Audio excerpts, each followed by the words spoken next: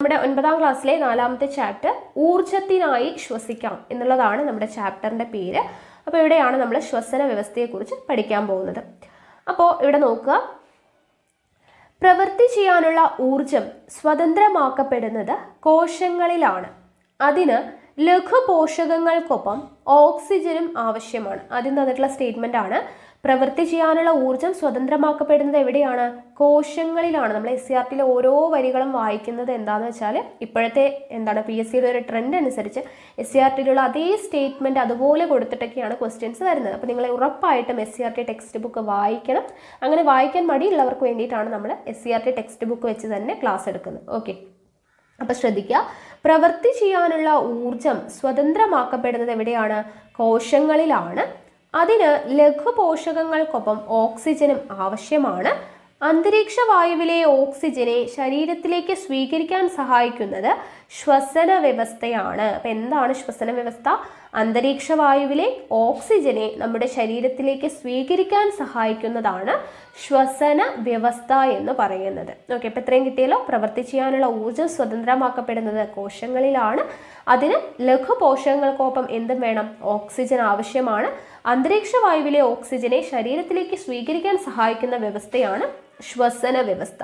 അപ്പോൾ ശ്വസന വ്യവസ്ഥയുടെ ഭാഗങ്ങൾ എന്ന് പറഞ്ഞിട്ട് ഇവിടെ അടയാളപ്പെടുത്താൻ പറഞ്ഞിട്ടുണ്ട്, നമുക്കിവിടെ പഠിക്കാനുണ്ട്. ഇവിടെ നോക്കുക, ചിത്രം ശ്വസന വ്യവസ്ഥയുടെ ഭാഗങ്ങളാണ് നമ്മൾ പ്രധാനമായിട്ട് പഠിക്കുന്നത്. അപ്പോൾ ആദ്യത്തെ ഭാഗം നാസാദ്വാരം അഥവാ നോസ്ട്രിലാണ്. ചിത്രം കാണുന്നുണ്ടല്ലോ, അടയാളപ്പെടുത്തിയൊക്കെ ക്ലിയർ ആയിട്ട് കാണുന്നുണ്ട് അല്ലേ? അപ്പോൾ നാസാദ്വാരം അഥവാ നോസ്ട്രിൽ, നിങ്ങൾ എപ്പോഴും ഈ ചിത്രം വെച്ചിട്ട് അടയാളപ്പെടുത്തിയത് വെച്ച് പഠിക്കുക. അപ്പോൾ നമുക്ക് നല്ല രീതിയിൽ നമ്മുടെ മൈൻഡിൽ അത് സെറ്റ് ആയിക്കോളും, മാറിപ്പോകത്തില്ല ഓരോ പാർട്ടും. ഓക്കെ, നോക്കുക. അപ്പോൾ ആദ്യത്തെ പാർട്ട് നാസാദ്വാരം അഥവാ നോസ്ട്രിലാണ്. അപ്പോൾ എന്താണ് നാസാദ്വാരത്തിൻ്റെ ഫംഗ്ഷൻ? ശ്വസനവാതകങ്ങൾ ശരീരത്തിനകത്തേക്കും പുറത്തേക്കും കടക്കുന്ന ഭാഗമാണ് അല്ലേ? നമ്മളിങ്ങനെ ശ്വസിക്കുന്ന സമയത്ത് ശ്വസനവാതകങ്ങൾ ശരീരത്തിനകത്തേക്കും പുറത്തേക്കും കടക്കുന്ന ഭാഗമാണ് നാസാദ്വാരം എന്ന് പറയുന്നത്. ക്ലിയർ? അടുത്ത പാർട്ട് നോക്കാൻ പോവുകയാണ് നാസാഗഹ്വരം. ഓക്കെ, നാസാഗഹ്വരം എവിടെയാണ് അടയാളപ്പെടുത്തിയെന്ന് കാണുന്നുണ്ടല്ലോ അല്ലേ? നെയ്സൽ ക്യാവിറ്റി എന്നാണ് പറയുന്നത് ഇംഗ്ലീഷിൽ. നാസാഗഹ്വരം അല്ലെങ്കിൽ നെയ്സൽ ക്യാവിറ്റി. അപ്പോൾ എന്താണ് ഈ നാസാഗഹ്വരം? നാസാദ്വാരത്തെയും, നാസാദ്വാരം എന്താണെന്ന് പഠിച്ചല്ലോ, നാസാദ്വാരത്തെയും ഗ്രസനിയെയും, ഗ്രസനി എന്താണെന്നുള്ളത് നമ്മൾ പഠിച്ചല്ലേ, എന്താണ് ദഹന വ്യവസ്ഥ പഠിച്ചപ്പോൾ പഠിച്ചിട്ടുണ്ടായിരുന്നു. അപ്പോൾ നാസാദ്വാരത്തെയും ഗ്രസനിയെയും തമ്മിൽ ബന്ധിപ്പിക്കുന്ന പാതയാണ് എന്ത്? നാസാഗഹ്വരം എന്ന് പറയുന്നത്. ക്ലിയർ? അടുത്തത് ശ്വാസനാളം. നാസാദ്വാരം കഴിഞ്ഞ് നാസാഗഹ്വരം കഴിഞ്ഞ് അടുത്ത ആളാണ് ശ്വാസനാളം. ഇവിടെ ഒരു ബ്ലൂ കളറിൽ അടയാളപ്പെടുത്തിയിട്ടുണ്ട് അല്ലേ? ശ്വാസനാളം അഥവാ ട്രക്കിയ ആണ്.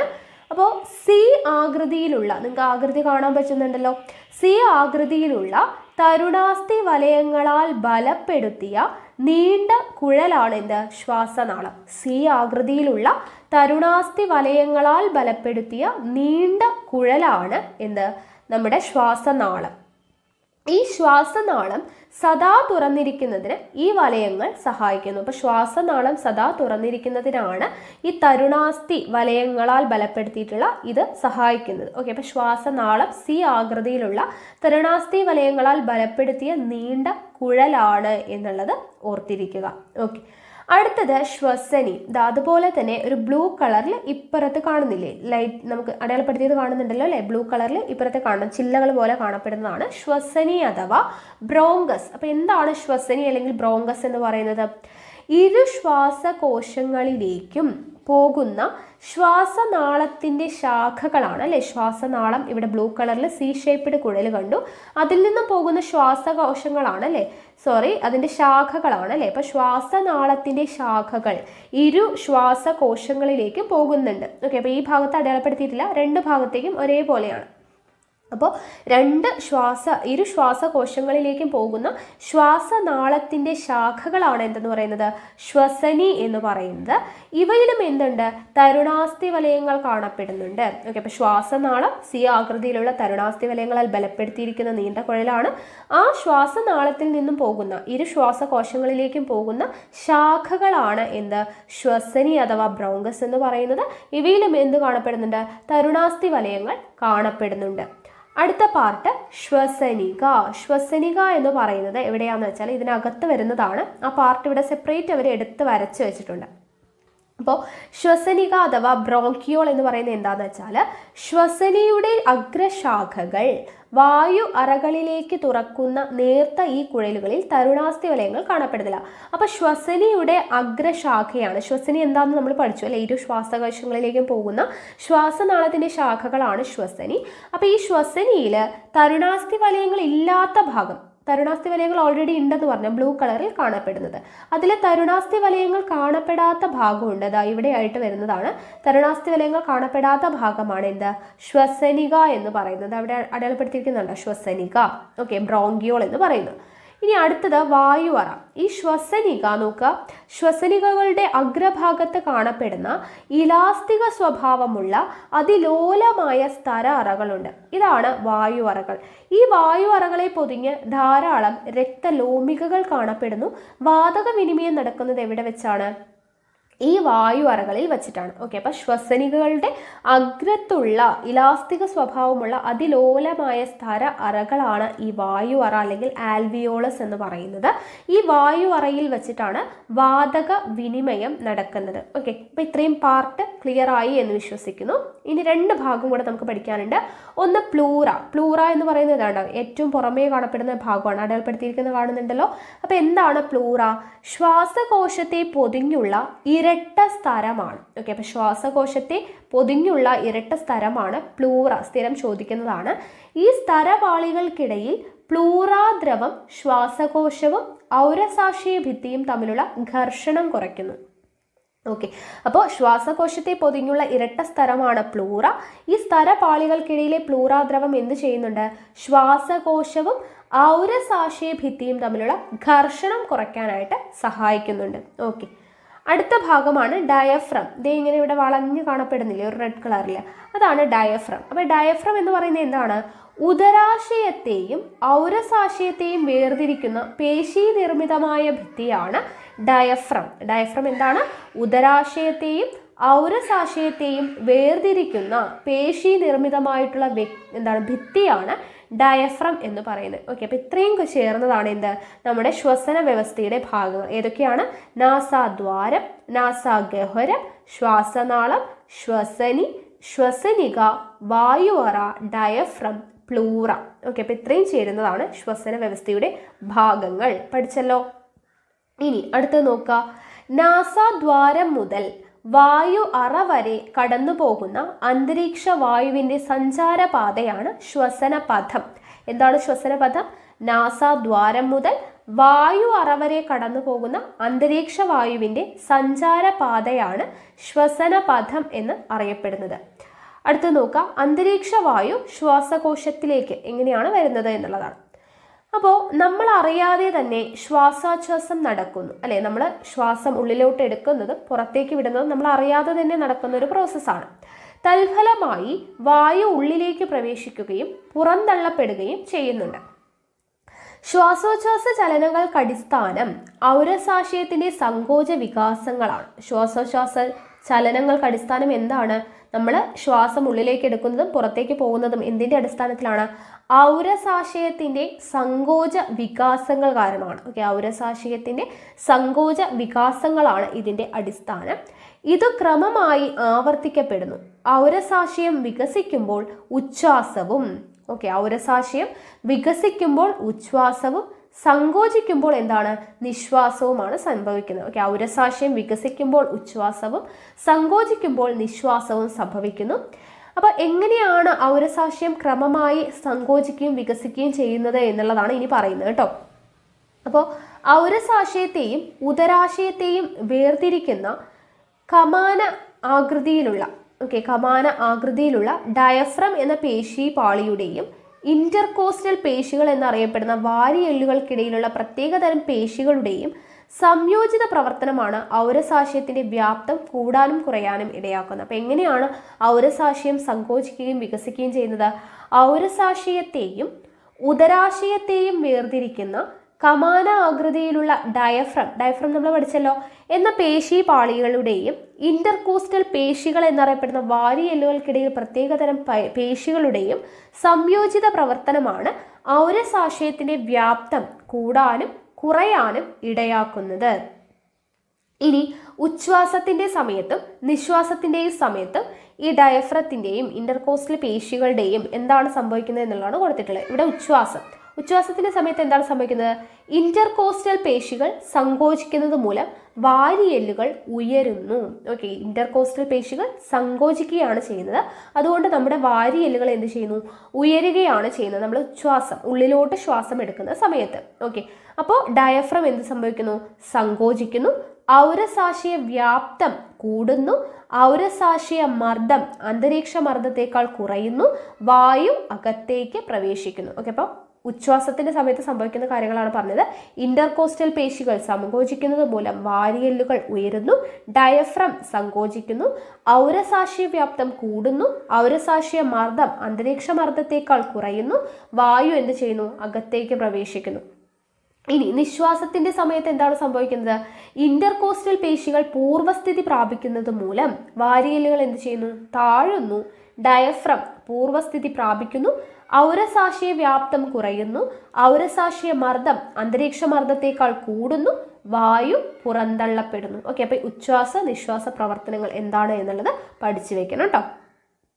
ഇനി വാതക വിനിമയം നടക്കുന്നത് വായു അറകളിലാണെന്ന് പറഞ്ഞല്ലേ. വാതക വിനിമയം നടക്കുന്നത് ആൽവിയോളസ് അല്ലെങ്കിൽ വായു അറകളിലാണ്. അപ്പൊ അതിനെക്കുറിച്ചാണ് പറയുന്നത്. ഉച്ഛ്വാസത്തിന്റെ ഫലമായി അന്തരീക്ഷ വായു അറകളിൽ എത്തിച്ചേരുന്നു. അല്ലെ, നമ്മൾ ഉള്ളിലോട്ട് ശ്വാസം എടുക്കുന്ന സമയത്ത് അന്തരീക്ഷ വായു എന്ത് ചെയ്തു? വായു അറകളിൽ എത്തിച്ചേരുന്നു. ശ്വസനവാതകങ്ങളായ ഓക്സിജന്റെയും കാർബൺ ഡൈ ഓക്സൈഡിന്റെയും കൈമാറ്റം വായു അറകളിലാണ് നടക്കുന്നത്. വായു അറകളിലാണ് ശ്വസനവാതകങ്ങളായിട്ടുള്ള ഓക്സിജന്റെയും കാർബൺ ഡൈ ഓക്സൈഡിന്റെയും കൈമാറ്റം നടക്കുന്നത്. അപ്പോൾ നോക്കുക, ശ്വാസകോശത്തിലേക്ക് പ്രവേശിക്കുന്ന ശ്വസനിയുടെ അഗ്രശാഖകളായ ശ്വസനികകൾ തുറക്കുന്നത് ദശലക്ഷക്കണക്കിന് വായു അറകളിലേക്കാണ്. നമ്മൾ പറഞ്ഞു അല്ലെ, ശ്വസനിക എന്ന് പറയുന്നത് തുറക്കുന്നത് വായു അറകളിലേക്കാണ്. ഈ വായു അറകൾ ശ്വാസകോശത്തിലെ ശ്വസന പ്രതലത്തിന്റെ വിസ്തീർണം വർദ്ധിപ്പിക്കുന്നു. വായു അറകൾ എന്ത് ചെയ്യുന്നു? ശ്വാസകോശത്തിലെ ശ്വസന പ്രതലത്തിന്റെ വിസ്തീർണം വർദ്ധിപ്പിക്കുന്നു. വായു അറകളെ ആവരണം ചെയ്ത ധാരാളം രക്തലോമികകളുണ്ട്. അവയുടെ ഉൾഭിത്തി സദാ ഈർപ്പമുള്ളതായി കാണപ്പെടുന്നു. അവയുടെ ഭിത്തിയും അവയെ ആവരണം ചെയ്തിരിക്കുന്ന രക്തലോമികളുടെ ഭിത്തിയും ഓരോ നിര കോശങ്ങളാൽ മാത്രം നിർമ്മിതമാണ്. ചുരുക്കത്തിൽ രക്തലോമികകളിലെ രക്തത്തിനെയും വായു അറകളിലെ വായുവിനെയും തമ്മിൽ വേർതിരിക്കുന്ന പ്രതലത്തിന് 2 നിര കോശങ്ങളുടെ കനം മാത്രമേ ഉള്ളൂ. ഓക്കെ, രക്തലോമികകൾ ഉണ്ടെന്ന് പറഞ്ഞില്ലേ. അപ്പൊ രക്തലോമികളിലുള്ള രക്തത്തിനെയും വായു അറകളിലുള്ള വായുവിനെയും തമ്മിൽ വേർതിരിക്കുന്ന പ്രതലം എന്ന് പറയുന്നത് എന്താണ്? 2 നിര കോശങ്ങൾ മാത്രമാണ് അവിടെ ഉള്ളത്. ഉച്ഛ്വാസവേളയിൽ വായു അറകളിൽ ഓക്സിജന്റെ ഗാഢത കൂടുതലും. ഓക്കെ, ഉച്ഛ്വാസവേളയിൽ എന്താണ്? വായു അറകളിൽ ഓക്സിജന്റെ ഗാഢത കൂടുതലും കാർബൺ ഡൈ ഓക്സൈഡിന്റെ ഗാഢത കുറവുമാണ്. എന്നാൽ ഇതിൽ നിന്നും വ്യത്യസ്തമായി രക്തലോമികളിൽ എന്താണ്? ഓക്സിജന്റെ ഗാഢത കുറവും കാർബൺ ഡൈ ഓക്സൈഡിന്റെ ഗാഢത കൂടുതലുമാണ്. ഏതെങ്കിലും ഒന്ന് പഠിച്ചു വെക്കാം കേട്ടോ. അപ്പോൾ അത് മറ്റേത് അതിന്റെ ഓപ്പോസിറ്റ് ആയിരിക്കും. അപ്പോൾ ഉച്ഛ്വാസവേളയിൽ വായു അറകളിൽ ഓക്സിജന്റെ ഗാഢത എന്തായിരിക്കും? കൂടുതലായിരിക്കും എന്ന് പഠിച്ചു വെക്കാം. അപ്പോൾ കാർബൺ ഡൈ ഓക്സൈഡിന്റെ അളവ് എന്താണ്? കുറവായിരിക്കും. അപ്പോൾ നേരെ തിരിച്ചായിരിക്കും രക്തലോമികളിൽ എന്താണ്? ഓക്സിജന്റെ ഗാഢത കുറവും കാർബൺ ഡൈ ഓക്സൈഡിന്റെ ഗാഢത എന്തായിരിക്കും? കൂടുതലുമായിരിക്കും ഉച്ഛ്വാസ സമയത്ത്. ഓക്കെ, തന്മൂലം വായു അറകളിൽ നിന്ന് എന്ത് സംഭവിക്കുന്നു? ഓക്സിജൻ രക്തലോമികളിലേക്കും അവിടെ നിന്ന് കാർബൺ ഡൈ ഓക്സൈഡ് വായു അറകളിലേക്കും ഡിഫ്യൂഷനിലൂടെ വിനിമയം ചെയ്യപ്പെടുന്നു. കാരണം എന്താണ്? ഓക്സിജന്റെ അളവ് എവിടെയാണ് കൂടുതൽ? ഗാഢത കൂടുതൽ എവിടെയാണ്? വായു അറകളിലാണ് അല്ലെ. വായു അറകളിലാണ് ഓക്സിജന്റെ ഗാഢത കൂടുതൽ. അപ്പോൾ എപ്പോഴും ഡിഫ്യൂഷൻ എന്ന് പറയുന്നത് എന്താണ് നടക്കുന്നത്? ഗാഢത കൂടിയിടത്ത് നിന്നും കുറഞ്ഞിടത്തേക്കാണ്. അപ്പോൾ കൂടുതലുള്ളത് ഓക്സിജൻ ആണ് അല്ലെ. അപ്പോൾ വായു അറകളിലാണ് കൂടുതലായിട്ട് കാണപ്പെടുന്നത്. അപ്പോൾ വായു അറകളിൽ നിന്നും രക്തലോമികളിലാണ് കാർബൺ ഡൈ ഓക്സൈഡ് കൂടുതലായിട്ട് കാണപ്പെടുന്നത്. അപ്പോൾ കാർബൺ ഡൈ ഓക്സൈഡ് രക്തലോമികളിൽ നിന്നും വായു അറകളിലേക്കും നടക്കുന്നു, ഡിഫ്യൂഷനിലൂടെ വിനിമയം ചെയ്യപ്പെടുന്നു എന്നാണ് പറയുന്നത്. ഓക്കെ, കിട്ടിയല്ലോ. അപ്പോൾ ഒന്നുകൂടെ പറയാം, ഉച്ഛ്വാസവേളകളിൽ നമ്മൾ വായു ഉള്ളിലോട്ട് എടുക്കുന്ന സമയത്ത് ഈ വായു അറകളിൽ എന്താണ്? ഓക്സിജന്റെ ഗാഢത കൂടുതലും കാർബൺ ഡൈ ഓക്സൈഡിന്റെ ഗാഢത കുറവായിരിക്കും. അപ്പോൾ രക്തലോമികളിലോ ഓക്സിജന്റെ ഗാഢത കുറവും കാർബൺ ഡൈ ഓക്സൈഡിന്റെ ഗാഢത കൂടുതലായിരിക്കും. അപ്പോൾ വായു അറകളിലാണ് ഓക്സിജന്റെ ഗാഢത കൂടുതൽ. അപ്പോൾ ഡിഫ്യൂഷൻ എന്ന് പറയുന്നത് എപ്പോഴും നടക്കുന്നത് എങ്ങനെയാണ്? ഗാഢത കൂടുതലിൽ നിന്നും കുറഞ്ഞതിലോട്ടാണ് നടക്കുന്നത്. ഓക്കെ, അപ്പോൾ ഓക്സിജന്റെ ഗാഢത കൂടുതൽ വായു അറകളിലായതുകൊണ്ട് ഓക്സിജൻ വായു അറകളിൽ നിന്നും രക്തലോമികകളിലോട്ടും, രക്തലോമികകളിൽ എന്ത് കൂടുതലാണ്? കാർബൺ ഡൈ ഓക്സൈഡിന്റെ ഗാഢത കൂടുതലാണ്. അതുകൊണ്ട് കാർബൺ ഡൈ ഓക്സൈഡ് രക്തലോമികകളിൽ നിന്നും വായു അറകളിലോട്ടും എന്താണ്? വിനിമയം ചെയ്യപ്പെടുന്നു എന്നാണ് പറയുന്നത്. ഓക്കെ, ഇത്രയും ക്ലിയർ ആയി എന്ന് ഞാൻ വിശ്വസിക്കുന്നു കേട്ടോ.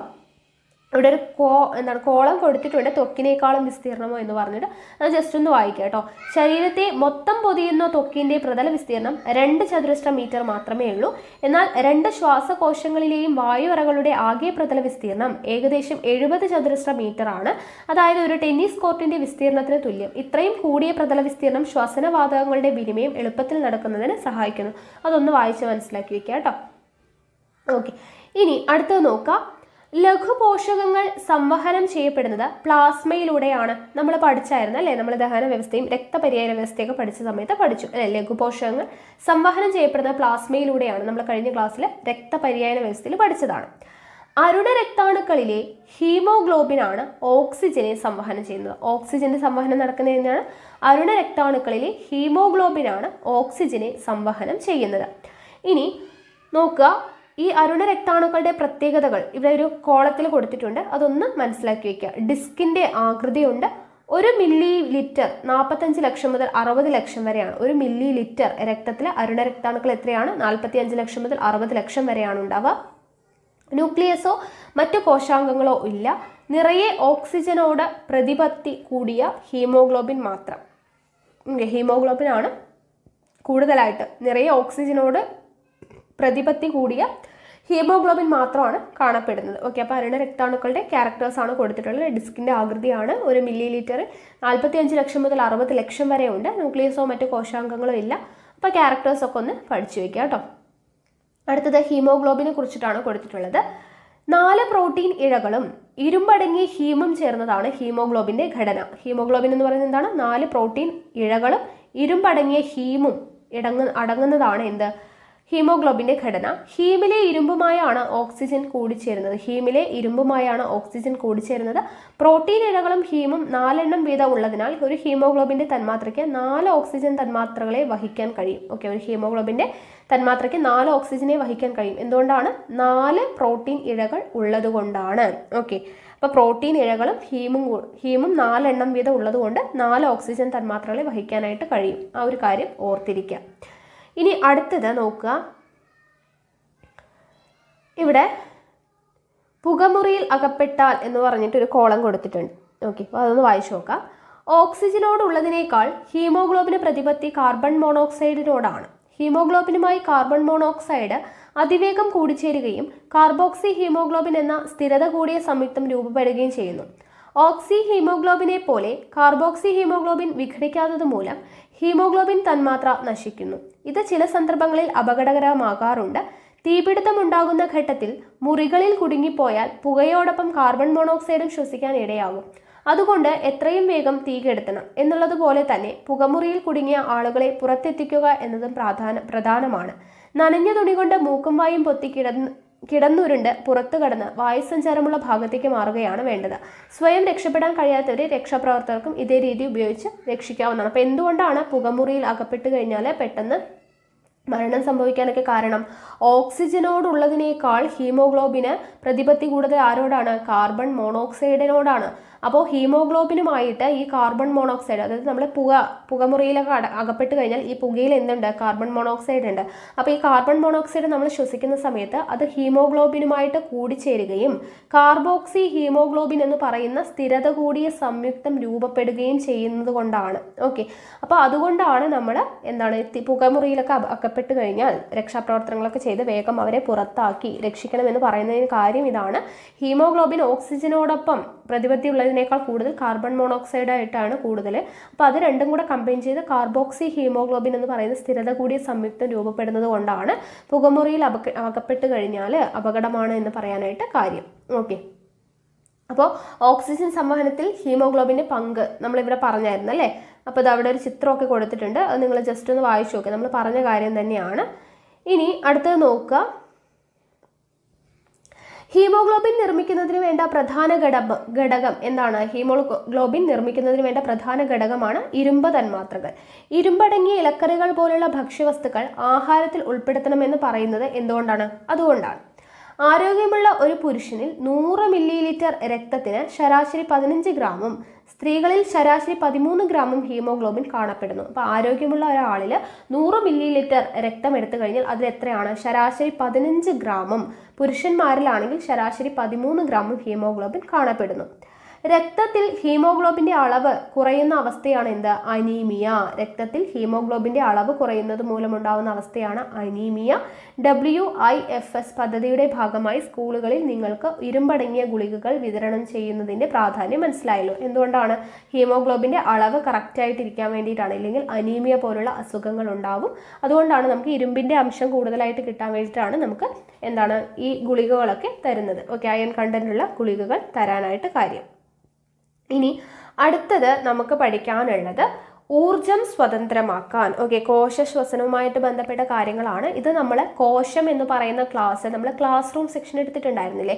അതിൽ നമ്മൾ കൃത്യമായിട്ട് വൃത്തിയായിട്ട് പറഞ്ഞിട്ടുണ്ട്. ആ ഒരു ക്ലാസ് കണ്ടവർക്ക് ഇത് ഓർമ്മയുണ്ടാകും. ഓക്കെ, അതിവിടെ നമ്മുടെ ശ്വസനത്തിൻ്റെ ഭാഗമായിട്ട്, ശ്വസന വ്യവസ്ഥയുടെ ഭാഗമായിട്ട് ഈ ഒരു ചാപ്റ്ററിലാണ് അത് കൊടുത്തിട്ടുള്ളത്. നമ്മളത് കോശം പഠിച്ച കൂട്ടത്തിൽ നമ്മൾ കോശശ്വസനവും കൂടെ പഠിപ്പിച്ചിട്ടുണ്ടായിരുന്നു. ഓക്കെ, അപ്പോൾ ക്ലാസ് കണ്ടവർക്ക് ഇത് ഒന്നും കൂടെ വായിക്കുമ്പോൾ ക്ലിയർ ആയിക്കോളും. ഓക്കെ, നോക്കുക, കോശത്തിലെത്തുന്ന ഓക്സിജൻ എങ്ങനെയാണ് ഊർജോൽപാദനത്തിന് സഹായിക്കുന്നത് എന്നാണ് ചോദിച്ചിരിക്കുന്നത്. അപ്പോൾ നോക്കുക, ശരീരത്തിന് ഊർജം ലഭ്യമാക്കുന്ന പ്രധാന പോഷക ഘടകം ഗ്ലൂക്കോസ് ആണ് അല്ലേ? നമുക്കറിയാം ശരീരത്തിന് ഊർജം ലഭ്യമാകുന്ന പ്രധാന പോഷക ഘടകം എന്താണ്? ഗ്ലൂക്കോസ് ആണ്. അതുകൊണ്ടാണ് നമ്മൾ സുഖമില്ലാതെ ആശുപത്രിയിലൊക്കെ പോയി കഴിഞ്ഞാൽ നമുക്ക് ഗ്ലൂക്കോസ് കയറ്റുന്നത് അല്ലേ? അപ്പോൾ കോശത്തിൽ വച്ച് ഗ്ലൂക്കോസിൽ നിന്നും ഊർജ്ജം സ്വതന്ത്രമാകുന്ന പ്രക്രിയയാണ് എന്ത്? കോശശ്വസനം. ഓക്കെ, അപ്പോൾ എന്താണ് കോശശ്വസനം? കോശത്തിൽ വച്ച് ഗ്ലൂക്കോസിൽ നിന്നും ഊർജം സ്വതന്ത്രമാവുന്ന പ്രക്രിയയാണ് കോശശ്വസനം അഥവാ സെല്ലുലാർ റെസ്പിറേഷൻ എന്ന് പറയുന്നത്. ഓക്കെ, അപ്പോൾ ഈ കോശശ്വസനം 2 ഘട്ടങ്ങളായിട്ടാണ് നടക്കുന്നത്. ഓക്കെ, ഒന്ന് ഗ്ലൈക്കോളിസിസും ഒന്ന് ക്രബ്സ് പരിവൃത്തി. അപ്പോൾ ഈ 2 ഘട്ടത്തിൽ എന്തൊക്കെയാണ് നടക്കുന്നതെന്ന് നമുക്കിവിടെ കോളായിട്ട് കൊടുത്തിട്ടുണ്ട്. നോക്കുക, ഗ്ലൈക്കോളിസിസ് എന്ന് പറയുമ്പോൾ എന്താണ്? കോശശ്വസനത്തിലെ 1ാം ഘട്ടമാണ് ഗ്ലൈക്കോളിസിസ് എന്ന് പറയുന്നത്. ഗ്ലൂക്കോസിനെ പൈറുവിക് ആസിഡ് ആക്കിയിട്ട് മാറ്റുന്നു. ഓക്കെ, ഗ്ലൂക്കോസിനെ എന്തായിട്ട് മാറ്റുന്നു? പൈറുവിക് ആസിഡ് ആക്കിയിട്ട് മാറ്റുന്നു. 2 ATP തന്മാത്രകൾ ലഭ്യമാകുന്നു. കോശദ്രവ്യത്തിൽ വെച്ച് നടക്കുന്ന ഈ പ്രവർത്തനത്തിന് ഓക്സിജൻ ആവശ്യമില്ല. അപ്പോൾ ഇത്രയും പോയിന്റ്സ് പഠിച്ചു വയ്ക്കുക. ഗ്ലൈക്കോളിസിസ് എന്ന് പറയുന്നത് കോശശ്വസനത്തിലെ 1ാം ഘട്ടമാണ്. ഇവിടെ എന്താണ് സംഭവിക്കുന്നത്? ഗ്ലൂക്കോസിനെ പൈറുവിക് ആസിഡ് ആക്കിയിട്ടാണ് മാറ്റുന്നത്. ഇവിടെ ലഭ്യമാകുന്ന തന്മാത്രകളുടെ എണ്ണം 2 ATP ആണ്. ഇനി ഇതിന് എന്താവശ്യമില്ല? ഓക്സിജൻ ആവശ്യമില്ല. ഇത്രയും പോയിന്റ്സ് കിട്ടി. ഇനി അടുത്ത ഘട്ടം ക്രബ്സ് പരിവൃത്തിയാണ്. അപ്പോൾ കോശശ്വസനത്തിലെ 2ാം ഘട്ടമാണ് എന്ത്? ക്രബ്സ് പരിവൃത്തി എന്ന് പറയുന്നത്, ക്രബ്സ് സൈക്കിൾ എന്ന് പറയുന്നത്. അപ്പോൾ ഈ ക്രബ്സ് സൈക്കിൾ എന്ന് പറയുന്നത് എവിടെയാണ് നടക്കുന്നത്? മൈറ്റോകോൺട്രിയയിലാണ് നടക്കുന്നത്. ഇമ്പോർട്ടൻ്റ് ആണ് കേട്ടോ. ക്രബ്സ് സൈക്കിൾ നടക്കുന്നത്, ക്രബ്സ് പരിവൃത്തി നടക്കുന്നത് എവിടെയാണ്? മൈറ്റോകോൺട്രിയയിൽ വെച്ചിട്ടാണ് നടക്കുന്നത്. നിരവധി രാസമാറ്റങ്ങളിലൂടെ പൈറുവിക് ആസിഡ് എന്തായിട്ട് മാറുന്നു? കാർബൺ ഡൈ ഓക്സൈഡും ജലവുമായിട്ട് മാറുന്നു. ആദ്യത്തെ സ്റ്റെപ്പിൽ ഗ്ലൈക്കോളിസിസിൽ എന്തായി? ഗ്ലൂക്കോസ് പൈറുവിക് ആസിഡ് ആയിട്ട് മാറി. ആ പൈറുവിക് ആസിഡ് എന്തായിട്ട് മാറുന്നു? കാർബൺ ഡൈ ഓക്സൈഡ് ജലവുമായിട്ട് മാറ്റപ്പെടുന്നു. എവിടെ വെച്ചിട്ട്? ക്രബ്സ് പരിവൃത്തി എന്ന് പറയുന്ന 2nd സ്റ്റേജിൽ വെച്ചിട്ട്.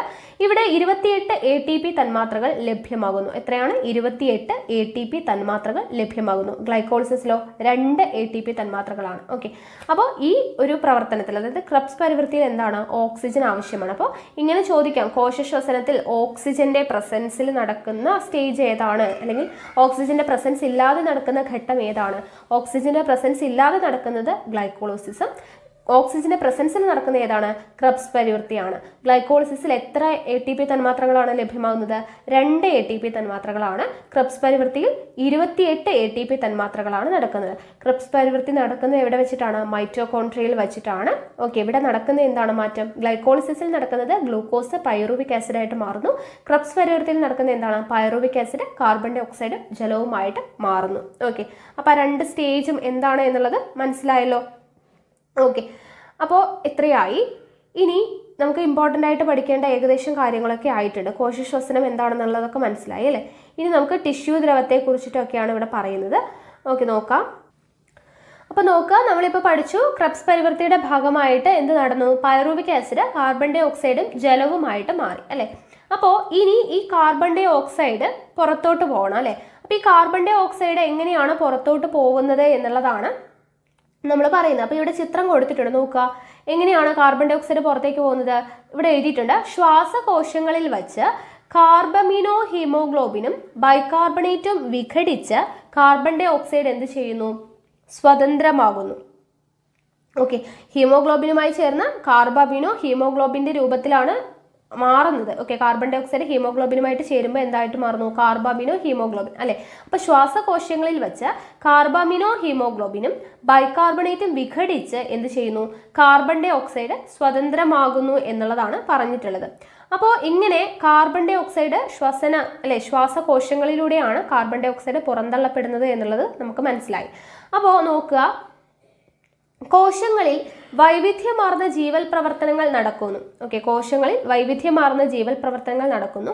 അതിലൊന്നാണ് എന്ത്, കോശശ്വസനം. നമ്മളിപ്പോൾ പഠിച്ചു അല്ലേ കോശശ്വസനം എന്താണെന്നുള്ളത്. അപ്പോൾ കോശശ്വസനത്തിന്റെ ഫലമായി കാർബൺ ഡൈ ഓക്സൈഡ്, ജലം തുടങ്ങിയ ഉൽപ്പന്നങ്ങൾ രൂപപ്പെടുന്നു. ഈ ഉൽപ്പന്നങ്ങൾ നിശ്ചിത അളവിനേക്കാൾ കൂടുന്നത് ശരീര സുസ്ഥിരതയ്ക്ക് ഹാനികരമാണ്. കാർബൺ ഡൈ ഓക്സൈഡ് കോശത്തിനകത്തും പുറത്തുമുള്ള ജലവുമായി പ്രവർത്തിച്ച് കാർബോണിക് ആസിഡ് ആകും. കാർബോണിക് ആസിഡിന്റെ അളവ് ഉയരുന്നത് ശരീരത്തിനുള്ളിലെ അസിഡിറ്റി ഉയർത്തും.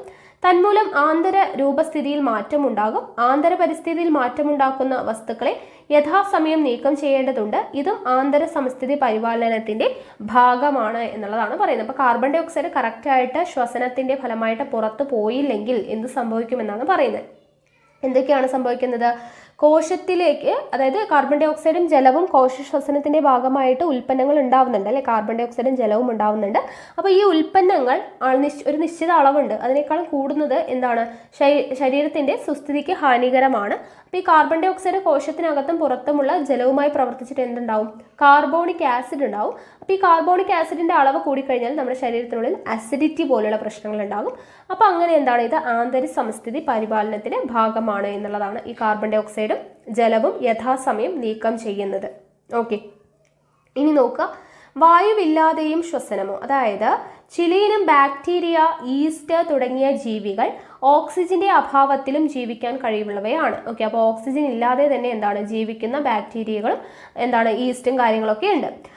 അപ്പോൾ അങ്ങനെയെങ്കിൽ ജീവൽ പ്രവർത്തനങ്ങൾക്ക് വേണ്ട ഊർജം എങ്ങനെയാണ് അവയ്ക്ക് ലഭിക്കുന്നത് എന്നുള്ളതാണ് അവിടെ ഒരു ചിത്രം കൊടുത്തിട്ടുണ്ട്. ബാക്ടീരിയ, ഈസ്റ്റ് എന്നിവയുടെ കോശദ്രവ്യത്തിൽ നിന്ന് പൈറുവിക് ആസിഡ് നോക്കുക ലാക്റ്റിക് ആസിഡ് ആയിട്ട് മാറുന്നു. ഈസ്റ്റിന്റെ പ്രസൻസിൽ alcohol plus carbon dioxide ആയിട്ട് മാറുന്നു എന്ന് പറഞ്ഞ ആൽക്കഹോൾ ഫെർമെന്റേഷനും ലാക്റ്റിക് ആസിഡ് ഫെർമെന്റേഷൻ. ഓക്കെ, ആ ഒരു പിക്ചർ കൊടുത്തിട്ടുണ്ട്, അത് ജസ്റ്റ് ഒന്ന് നോക്കുക കേട്ടോ.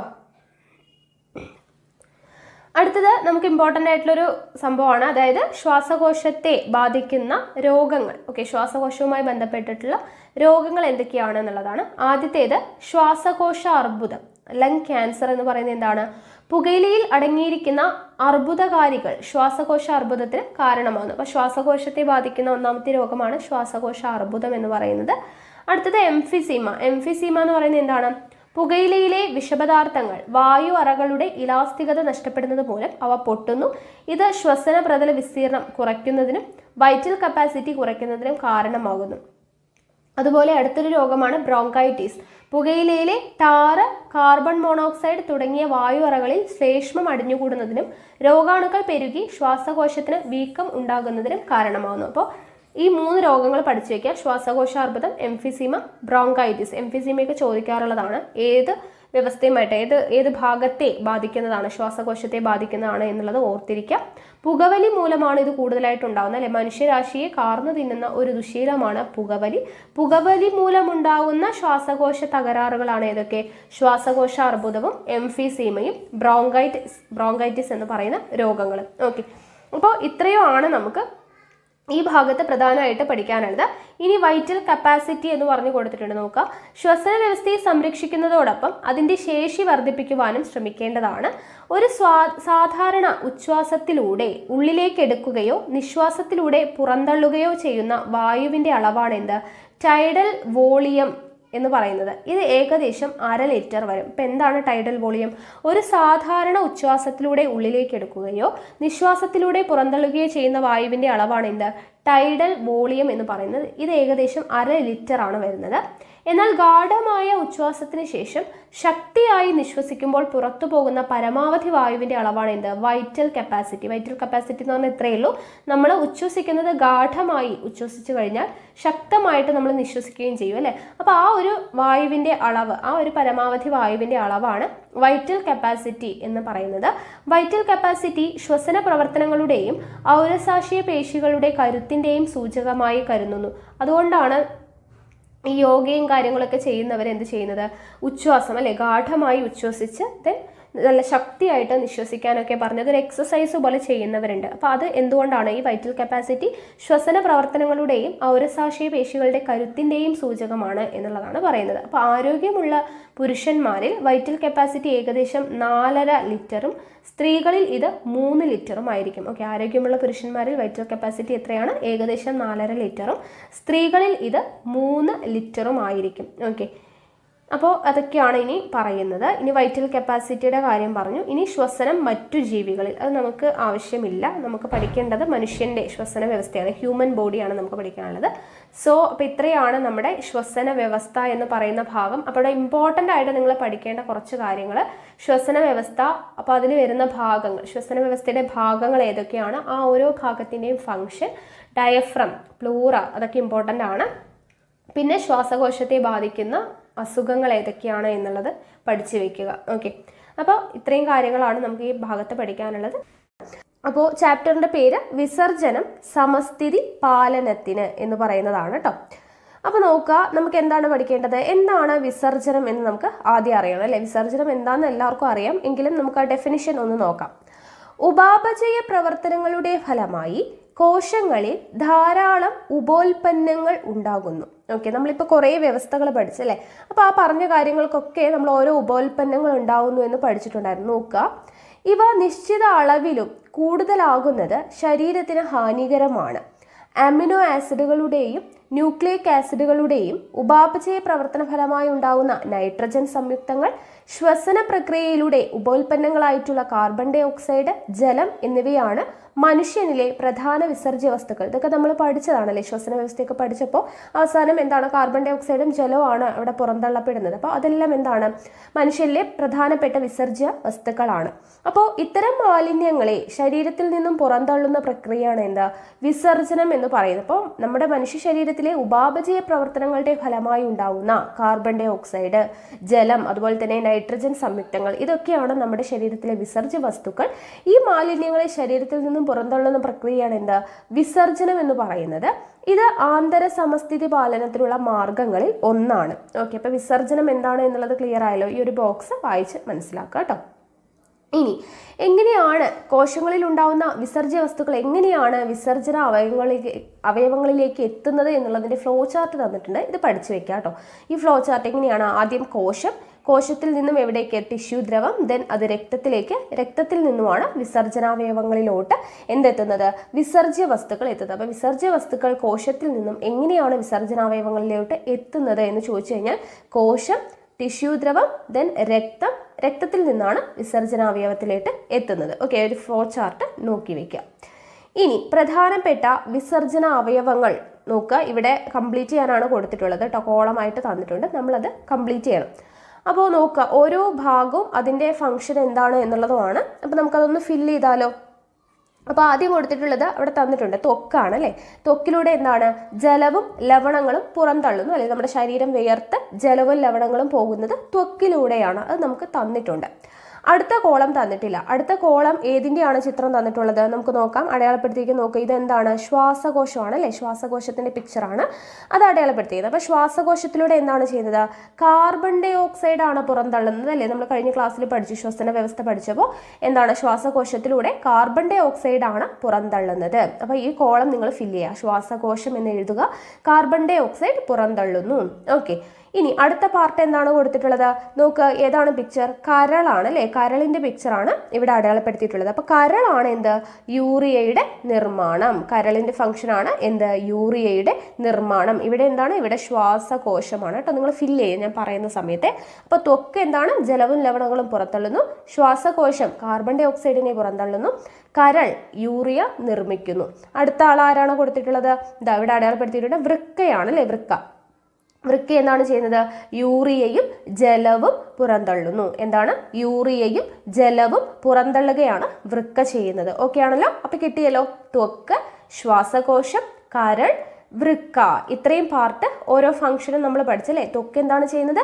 ജലവും ലവണങ്ങളും പുറന്തള്ളുന്നു. ശ്വാസകോശം കാർബൺ ഡൈ ഓക്സൈഡ് പുറന്തള്ളുന്നു. കരൾ യൂറിയ നിർമ്മിക്കുന്നു. വൃക്ക യൂറിയയും ജലവും പുറന്തള്ളുന്നു. ക്ലിയർ ആയല്ലോ? ഈ ഒരു കോളം ഫില്ല് ചെയ്യുക കേട്ടോ. ഇനി അടുത്തത് നോക്കുക, നമ്മൾ കരളിനെ കുറിച്ചാണ് പഠിക്കുന്നത്. കരൾ എന്ന മാലിന്യ സംസ്കരണശാല. ഓക്കെ, നോക്കുക, ശരീരത്തിൽ രൂപപ്പെടുന്നതും ശരീരത്തിൽ എത്തുന്നതുമായ വിഷവസ്തുക്കളെ ഹാനികരമല്ലാത്ത വസ്തുക്കളാക്കി മാറ്റുന്നത് കരളാണ്. ഇമ്പോർട്ടൻറ്റ് പോയിന്റ് ആണ്. കരൾ എന്താണ് ചെയ്യുന്നത്? ശരീരത്തിൽ രൂപപ്പെടുന്നതും ശരീരത്തിൽ എത്തുന്നതുമായിട്ടുള്ള വിഷവസ്തുക്കളെ ഹാനികരമല്ലാത്ത വസ്തുക്കളാക്കി മാറ്റുന്നത് കരളാണ്. നമ്മുടെ ശരീരത്തിൽ രൂപപ്പെടുന്നതും നമ്മുടെ ശരീരത്തിനകത്തേക്ക് എത്തുന്നതുമായിട്ടുള്ള വിഷവസ്തുക്കളെ ഹാനികരമല്ലാത്ത വസ്തുക്കളാക്കി മാറ്റുന്നത് ആരാണ്? കരളാണ്.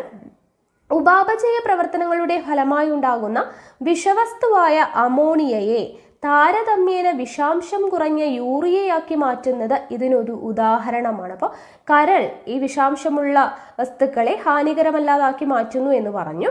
അതിനൊരു ഉദാഹരണമാണ് എന്ത്? ഉപാപചയ പ്രവർത്തനങ്ങളുടെ ഫലമായി ഉണ്ടാകുന്ന വിഷവസ്തുവായിട്ടുള്ള അമോണിയയെ താരതമ്യേന എന്താക്കി മാറ്റുന്നു? വിഷാംശം കുറഞ്ഞ യൂറിയ ആക്കി. അമോണിയയെ യൂറിയ ആക്കി മാറ്റുന്നത് ആരാണ്? കരളാണ്. ഓക്കെ, അപ്പോൾ അമോണിയ എന്ന് പറയുന്ന വിഷവസ്തുവിനെ യൂറിയ ആക്കി മാറ്റുന്നത് കരളാണ്. കരളിന്റെ മെയിൻ ഫംഗ്ഷൻ എന്താണ്? ശരീരത്തിൽ രൂപപ്പെടുന്നതും ശരീരത്തിൽ എത്തുന്നതുമായിട്ടുള്ള വിഷവസ്തുക്കളെ ഹാനികരമല്ലാത്ത വസ്തുക്കളാക്കി മാറ്റുന്നത് കരളാണ് എന്നുള്ളത് പഠിച്ചു വെക്കാം. ഇനി കരൾ എങ്ങനെയാണ് യൂറിയ നിർമ്മിക്കുന്നത്? കരൾ എങ്ങനെയാണ് യൂറിയ നിർമ്മിക്കുന്നത്? പ്രോട്ടീനുകളുടെ വിഘടന ഫലമായി. ഓക്കെ, എങ്ങനെയാണ്? പ്രോട്ടീനുകളുടെ വിഘടന ഫലമായി അമിനോ ആസിഡുകൾ രൂപപ്പെടുന്നു. പ്രോട്ടീനുകളുടെ വിഘടന ഫലമായ അമിനോ ആസിഡുകൾ നമ്മൾ പഠിച്ചു. പ്രോട്ടീൻ വിഘടിച്ച് എന്തായി മാറുന്നുണ്ട്? അമിനോ ആസിഡുകളായിട്ട് രൂപപ്പെടുന്നുണ്ട്. ഇവയുടെ ഉപാപചയ പ്രവർത്തനങ്ങളുടെ ഫലമായിട്ട് നൈട്രജൻ അടങ്ങിയ പല ഉപോൽപ്പന്നങ്ങളും രൂപപ്പെടുന്നുണ്ട് അല്ലെ.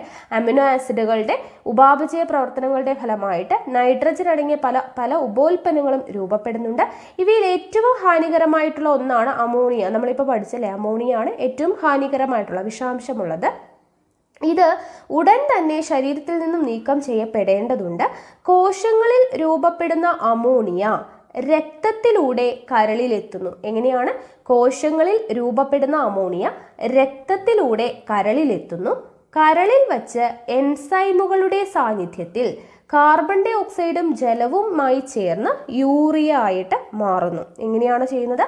കോശങ്ങളിൽ രൂപപ്പെടുന്ന അമോണിയ രക്തത്തിലൂടെ കരളിലെത്തുകയും കരളിൽ വെച്ച് എന്ത് ചെയ്യുന്നു? എൻസൈമുകളുടെ സാന്നിധ്യത്തിൽ എന്തുമായിട്ട് ചേർന്നിട്ടാണ്? കാർബൺ ഡൈ ഓക്സൈഡും ജലവുമായി ചേർന്നിട്ട് യൂറിയ ആയിട്ട് മാറുന്നു. അപ്പം എങ്ങനെയാണ് കരൾ യൂറിയ നിർമ്മിക്കുന്നത് എന്നുള്ളത് മനസ്സിലായല്ലോ. കോശങ്ങളിൽ രൂപപ്പെടുന്ന അമോണിയ രക്തത്തിലൂടെ എവിടെ എത്തുന്നു? കരളിലെത്തുന്നു. കരളിൽ വെച്ചത് എവിടെ ഒരു ഇത് കൊടുത്തിട്ടുണ്ട് കേട്ടോ, ഒരു ആരോ മാർക്കൊക്കെ ഇട്ട് കൊടുത്തിട്ടുണ്ട്. Ammonia plus carbon dioxide plus ജലം എങ്ങനെയാണ് യൂറിയ ആയിട്ട് മാറുന്നത്? In the presence of enzymes എന്ന് പറഞ്ഞ് കൊടുത്തിരിക്കുന്നതാണോ. അപ്പോൾ കോശങ്ങളിൽ രൂപപ്പെടുന്ന അമോണിയ എന്ത് ചെയ്യുന്നു? രക്തത്തിലൂടെ കരളിലെത്തുന്നു. ആ അമോണിയ കാർബൺ ഡൈ ഓക്സൈഡും ജലവുമായി ചേർന്ന് ആരുടെ പ്രസൻസിലാണ്? എൻസൈമുകളുടെ പ്രസൻസിൽ. ഓക്കെ, എൻസൈമുകളുടെ പ്രസൻസിൽ കാർബൺ ഡൈ ഓക്സൈഡും ജലവുമായി ചേർന്ന് എന്തായിട്ട് മാറുന്നു? യൂറിയ ആയിട്ട് മാറുന്നു. ഓക്കെ, അപ്പം എങ്ങനെയാണ് അമോണിയയെ യൂറിയ ആക്കി മാറ്റുന്നത്? ആര്? കരൾ. ഓക്കെ, അത്രയും കിട്ടിയല്ലോ. ഇനി ഇവിടെ ഒരു കോളം കൊടുത്തിട്ടുണ്ട്, കരുതലോടെ കരൾ എന്ന് പറഞ്ഞു. നോക്കാം. വിഷവസ്തുക്കളുമായുള്ള വർദ്ധിച്ച സമ്പർക്കം കരൾ കോശങ്ങളുടെ നാശത്തിന് കാരണമാകുന്നു. എന്നാൽ കരളിന് മറ്റ് അവയവങ്ങളെ അപേക്ഷിച്ച് നശിച്ചു പോകുന്ന കോശങ്ങളെ പുനർനിർമ്മിക്കാനുള്ള കഴിവുണ്ട്. കരളിന്റെ പുനരുൽപാദന ശേഷിയേക്കാൾ കൂടുതൽ കോശങ്ങൾ നശിക്കുന്നത് അന്തിമമായി കരളിന്റെ നാശത്തിലേക്ക് നയിക്കും. ആൽക്കഹോൾ ശരീരത്തിൽ എത്തുമ്പോഴും കൃത്രിമ ഘടകങ്ങൾ അടങ്ങിയ ഭക്ഷണം കഴിക്കുമ്പോഴും ഇത് തന്നെയാണ് സംഭവിക്കുന്നത്. അപ്പം നമ്മൾ മദ്യപിക്കുമ്പോഴും അല്ലെങ്കിൽ കൃത്രിമമായിട്ടുള്ള ഘടകങ്ങൾ അടങ്ങിയിട്ടുള്ള ഭക്ഷണം കഴിക്കുമ്പോഴും കരളിന് എന്താണ് സംഭവിക്കുന്നത് എന്നുള്ളതാണ് കൊടുത്തിട്ടുള്ളത്. അതായത് വിഷവസ്തുക്കളുമായുള്ള വർദ്ധിച്ച സമ്പർക്കം കരൾ കോശങ്ങളുടെ നാശത്തിന് കാരണമാവുന്നുണ്ട്. എന്നാൽ കരളിന് മറ്റ് അവയവങ്ങളെ അപേക്ഷിച്ച് എന്താണ്, നശിച്ചു പോകുന്ന കോശങ്ങളെ എന്തിനുള്ള കഴിവുണ്ട്, പുനർനിർമ്മിക്കുവാനുള്ള കഴിവ് ആർക്കുണ്ട്, കരളിനുണ്ട്. കരളിന്റെ പുനരുൽപാദന ശേഷിയേക്കാൾ കൂടുതൽ കോശങ്ങൾ നശിക്കുന്നത് അന്തിമമായി എന്ത് ചെയ്യുന്നു, കരളിന്റെ നാശത്തിലേക്ക് നയിക്കും. നശിച്ചു പോകുന്ന കരളിന്റെ ഭാഗങ്ങളെ പുനർനിർമ്മിക്കാനുള്ള കഴിവുണ്ട്. പക്ഷെ ആ ഒരു പുനരുൽപാദനം നടത്താനുള്ള കഴിവെന്ന് പറയുമ്പോൾ ഒരു പരിധി വരെയാണ് അല്ലേ. അതിനും അപ്പുറം കൂടുതൽ കോശങ്ങൾ നശിച്ചു കഴിഞ്ഞാൽ എന്ത് സംഭവിക്കും, കരളിന്റെ നാശത്തിലോട്ട് നയിക്കും. അങ്ങനെയാണ് ഈ മദ്യപിക്കുമ്പോഴും അതുപോലെ തന്നെ കൃത്രിമ ഘടകങ്ങൾ അടങ്ങിയിട്ടുള്ള ഫുഡൊക്കെ കഴിക്കുന്ന സമയത്തൊക്കെ കരളിന് പ്രശ്നം ഉണ്ടാവാനായിട്ട് കാര്യം. ഓക്കെ, അതിന്റെ ഒരു പുനർനിർമ്മിക്കാനുള്ള കഴിവിനേക്കാളും കൂടുതൽ അതിനപ്പുറം കോശങ്ങൾ നശിക്കുന്നത് കൊണ്ടാണ് അങ്ങനെ കരളിന് സംഭവിക്കുന്നത്. ഓക്കെ, അപ്പോൾ അതൊന്ന് മനസ്സിലാക്കി വെക്കാം. ഇനി നോക്കുക, യൂറിയ നിർമ്മാണത്തിന് കരൾ കാർബൺ ഡൈ ഓക്സൈഡിനെ ഉപയോഗപ്പെടുത്തുന്നു. നമ്മൾ കണ്ടല്ലേ, യൂറിയ നിർമ്മാണത്തിന് കരൾ എന്തിനെയാണ്, കാർബൺ ഡൈ ഓക്സൈഡും ജലവും കൂടെ ചേർന്നിട്ടാണ് യൂറിയ നിർമ്മിക്കുന്നതെന്ന് നമ്മൾ മനസ്സിലാക്കി. ഇതുപോലെ മറ്റ് പല ജീവൽ പ്രവർത്തനങ്ങൾക്കും കാർബൺ ഡൈ ഓക്സൈഡ് ഉപയോഗപ്പെടുത്തുന്നുണ്ട്. എന്നാൽ ഇതിന്റെ അളവ് ശരീരത്തിൽ കൂടുന്നത് ആന്തര സമസ്ഥിതിയെ പ്രതികൂലമായി ബാധിക്കുന്നു. ഓക്കെ, അപ്പോൾ കാർബൺ ഡൈ ഓക്സൈഡ് ആവശ്യമാണ്. ഇപ്പം നമ്മൾ പഠിച്ചു, അമോണിയയെ യൂറിയ ആക്കി മാറ്റാനായിട്ട് കാർബൺ ഡൈ ഓക്സൈഡ് ഹെൽപ്പ് ചെയ്യുന്നുണ്ട്. ഇതുപോലെ പല പ്രവർത്തനങ്ങൾക്കും കാർബൺ ഡൈ ഓക്സൈഡ് ആവശ്യമാണ്. പക്ഷെ അതൊരളവിൽ കൂടിക്കഴിഞ്ഞാൽ അത് നമ്മുടെ ശരീരത്തിന്റെ ആന്തര സമസ്ഥിതിയെ പ്രതികൂലമായി ബാധിക്കും. അതുകൊണ്ട് തന്നെ അധികമായി വരുന്ന കാർബൺ ഡൈ ഓക്സൈഡിനെ യഥാസമയം പുറന്തള്ളേണ്ട ആവശ്യമുണ്ട്. ഓക്കെ, ഇനി നോക്കുക, വിയർപ്പ് രൂപപ്പെടൽ. അടുത്തത് വിയർപ്പ് രൂപപ്പെടൽ, അതായത് ത്വക്കിലൂടെ അല്ലെ, നമ്മുടെ ത്വക്കിന്റെ കാര്യമാണ് പഠിക്കാൻ പോകുന്നത്. മനുഷ്യ ശരീരത്തിലെ ഏറ്റവും വലിയ അവയവമാണ് ത്വക്ക്. സ്ഥിരം PSCക്ക് വരുന്നൊരു ചോദ്യമാണ് അല്ലെ, മനുഷ്യ ശരീരത്തിലെ ഏറ്റവും വലിയ അവയവം ഏതാണ്, ത്വക്കാണ് അല്ലെ. ത്വക്ക് മനുഷ്യ ശരീരത്തിലെ ഏറ്റവും വലിയ അവയവമാണ് ത്വക്ക്. ത്വക്കിലെ സ്വേദഗ്രന്ഥികളാണ് വിയർപ്പ് ഉൽപ്പാദിപ്പിക്കുന്നത്. വിയർപ്പ് ഉൽപ്പാദിപ്പിക്കുന്നത് ആരാണ്, ത്വക്കിലെ സ്വേദഗ്രന്ഥികളാണ്. ത്വക്കിലെ സ്വേദഗ്രന്ഥികളാണ് വിയർപ്പ് ഉൽപ്പാദിപ്പിക്കുന്നത്. സ്വേദഗ്രന്ഥികളുടെ അടിഭാഗം രക്തലോമികകളാൽ ചുറ്റപ്പെട്ടിരിക്കുന്നു. സ്വേദഗ്രന്ഥികളുടെ അടിഭാഗം രക്തലോമികകളാൽ ചുറ്റപ്പെട്ടിരിക്കുന്നു. ഈ ഭാഗത്തുകൂടി രക്തം ഒഴുകുമ്പോൾ രക്തത്തിൽ നിന്നും ലവണങ്ങളും ജലവും സ്വേദഗ്രന്ഥിയിലേക്ക് പ്രവേശിക്കുന്നു. ഓക്കെ, സ്വേദഗ്രന്ഥിയുടെ അടിഭാഗം രക്തലോമികളാൽ ചുറ്റപ്പെട്ടിരിക്കുന്നു. ഈ ഭാഗത്തുകൂടി രക്തം ഒഴുകുന്ന സമയത്ത് രക്തത്തിൽ നിന്നും ലവണങ്ങളും ജലവും സ്വേദഗ്രന്ഥിയിലേക്ക് പ്രവേശിക്കുന്നു. ഇത് വിയർപ്പ് തുള്ളികളായിട്ട് ത്വക്കിന്റെ ഉപരിതലത്തിൽ പ്രത്യക്ഷപ്പെടുന്നു. ശരീര താപനില ക്രമീകരിക്കലാണ് വിയർക്കലിന്റെ മുഖ്യ ലക്ഷ്യം. ഇമ്പോർട്ടൻറ്റ് പോയിന്റ് ആണ്. വിയർക്കലിന്റെ ലക്ഷ്യം ശരീര താപനില ക്രമീകരിക്കുക എന്നുള്ളതാണ്. ഓക്കെ, അപ്പോൾ ഇവിടെ ഇമ്പോർട്ടൻ്റ് ആയിട്ടുള്ള പോയിന്റ്സ് ഒക്കെ നോട്ട് ചെയ്ത് വെക്കുക. മനുഷ്യ ശരീരത്തിലെ ഏറ്റവും വലിയ അവയവമാണ് ത്വക്ക്. ത്വക്കിലെ സ്വേദഗ്രന്ഥികളാണ് വിയർപ്പ് ഉൽപ്പാദിക്കുന്നത്. വിയർക്കലിന്റെ പ്രധാനപ്പെട്ട ലക്ഷ്യം ശരീര താപനില ക്രമീകരിക്കലാണ്. ഇനി വിയർപ്പ് എങ്ങനെയാണ് ഉണ്ടാവുന്നത്? സ്വേദഗ്രന്ഥിയുടെ അടിഭാഗം രക്തലോമികകളാൽ ചുറ്റപ്പെട്ടിരിക്കുകയാണ്. ഈ ഭാഗത്തുകൂടി രക്തം ഒഴുകുന്ന സമയത്ത് രക്തത്തിൽ നിന്നും എന്ത് ചെയ്യുന്നു? ലവണങ്ങളും ജലവും സ്വേദഗ്രന്ഥിയിലേക്ക് പ്രവേശിക്കുകയും ഇത് വിയർപ്പ് തുള്ളികളായിട്ട് ത്വക്കിന്റെ ഉപരിതലത്തിൽ പ്രത്യക്ഷപ്പെടുകയും ചെയ്യുന്നു. ഓക്കെ, ഇനി വിയർപ്പിലൂടെ വളരെ ചെറിയൊരളവ് മാലിന്യങ്ങൾ മാത്രമാണ് പുറന്തള്ളപ്പെടുന്നത് അല്ലെ. വിയർത്ത് പോകുമ്പോൾ ജലത്തിന്റെ അംശം കുറച്ച് ചെറിയൊരളവിലുള്ള മാലിന്യങ്ങൾ മാത്രമാണ് പുറന്തള്ളപ്പെടുന്നത്. ശരീരത്തിൽ നിന്നും യൂറിയയും ലവണങ്ങളും ജലവും പ്രധാനമായും പുറന്തള്ളപ്പെടുന്നത് മൂത്രത്തിലൂടെയാണ്. നമുക്കിനി അതാണ് പഠിക്കാനുള്ളത്. ഓക്കെ, ശരീരത്തിലെ പ്രധാനപ്പെട്ട വിസർജ്യ വസ്തുക്കൾ പ്രധാനമായും പോകുന്നത് ഏതിലൂടെയാണ്? മൂത്രത്തിലൂടെയാണ്. ഓക്കെ, യൂറിയയും ലവണങ്ങളും ജലവും എല്ലാം പ്രധാനമായും പുറന്തള്ളുന്നത് മൂത്രത്തിലൂടെയാണ്. അപ്പം അതിന് എങ്ങനെയാണെന്ന് നമുക്ക് പഠിക്കാം.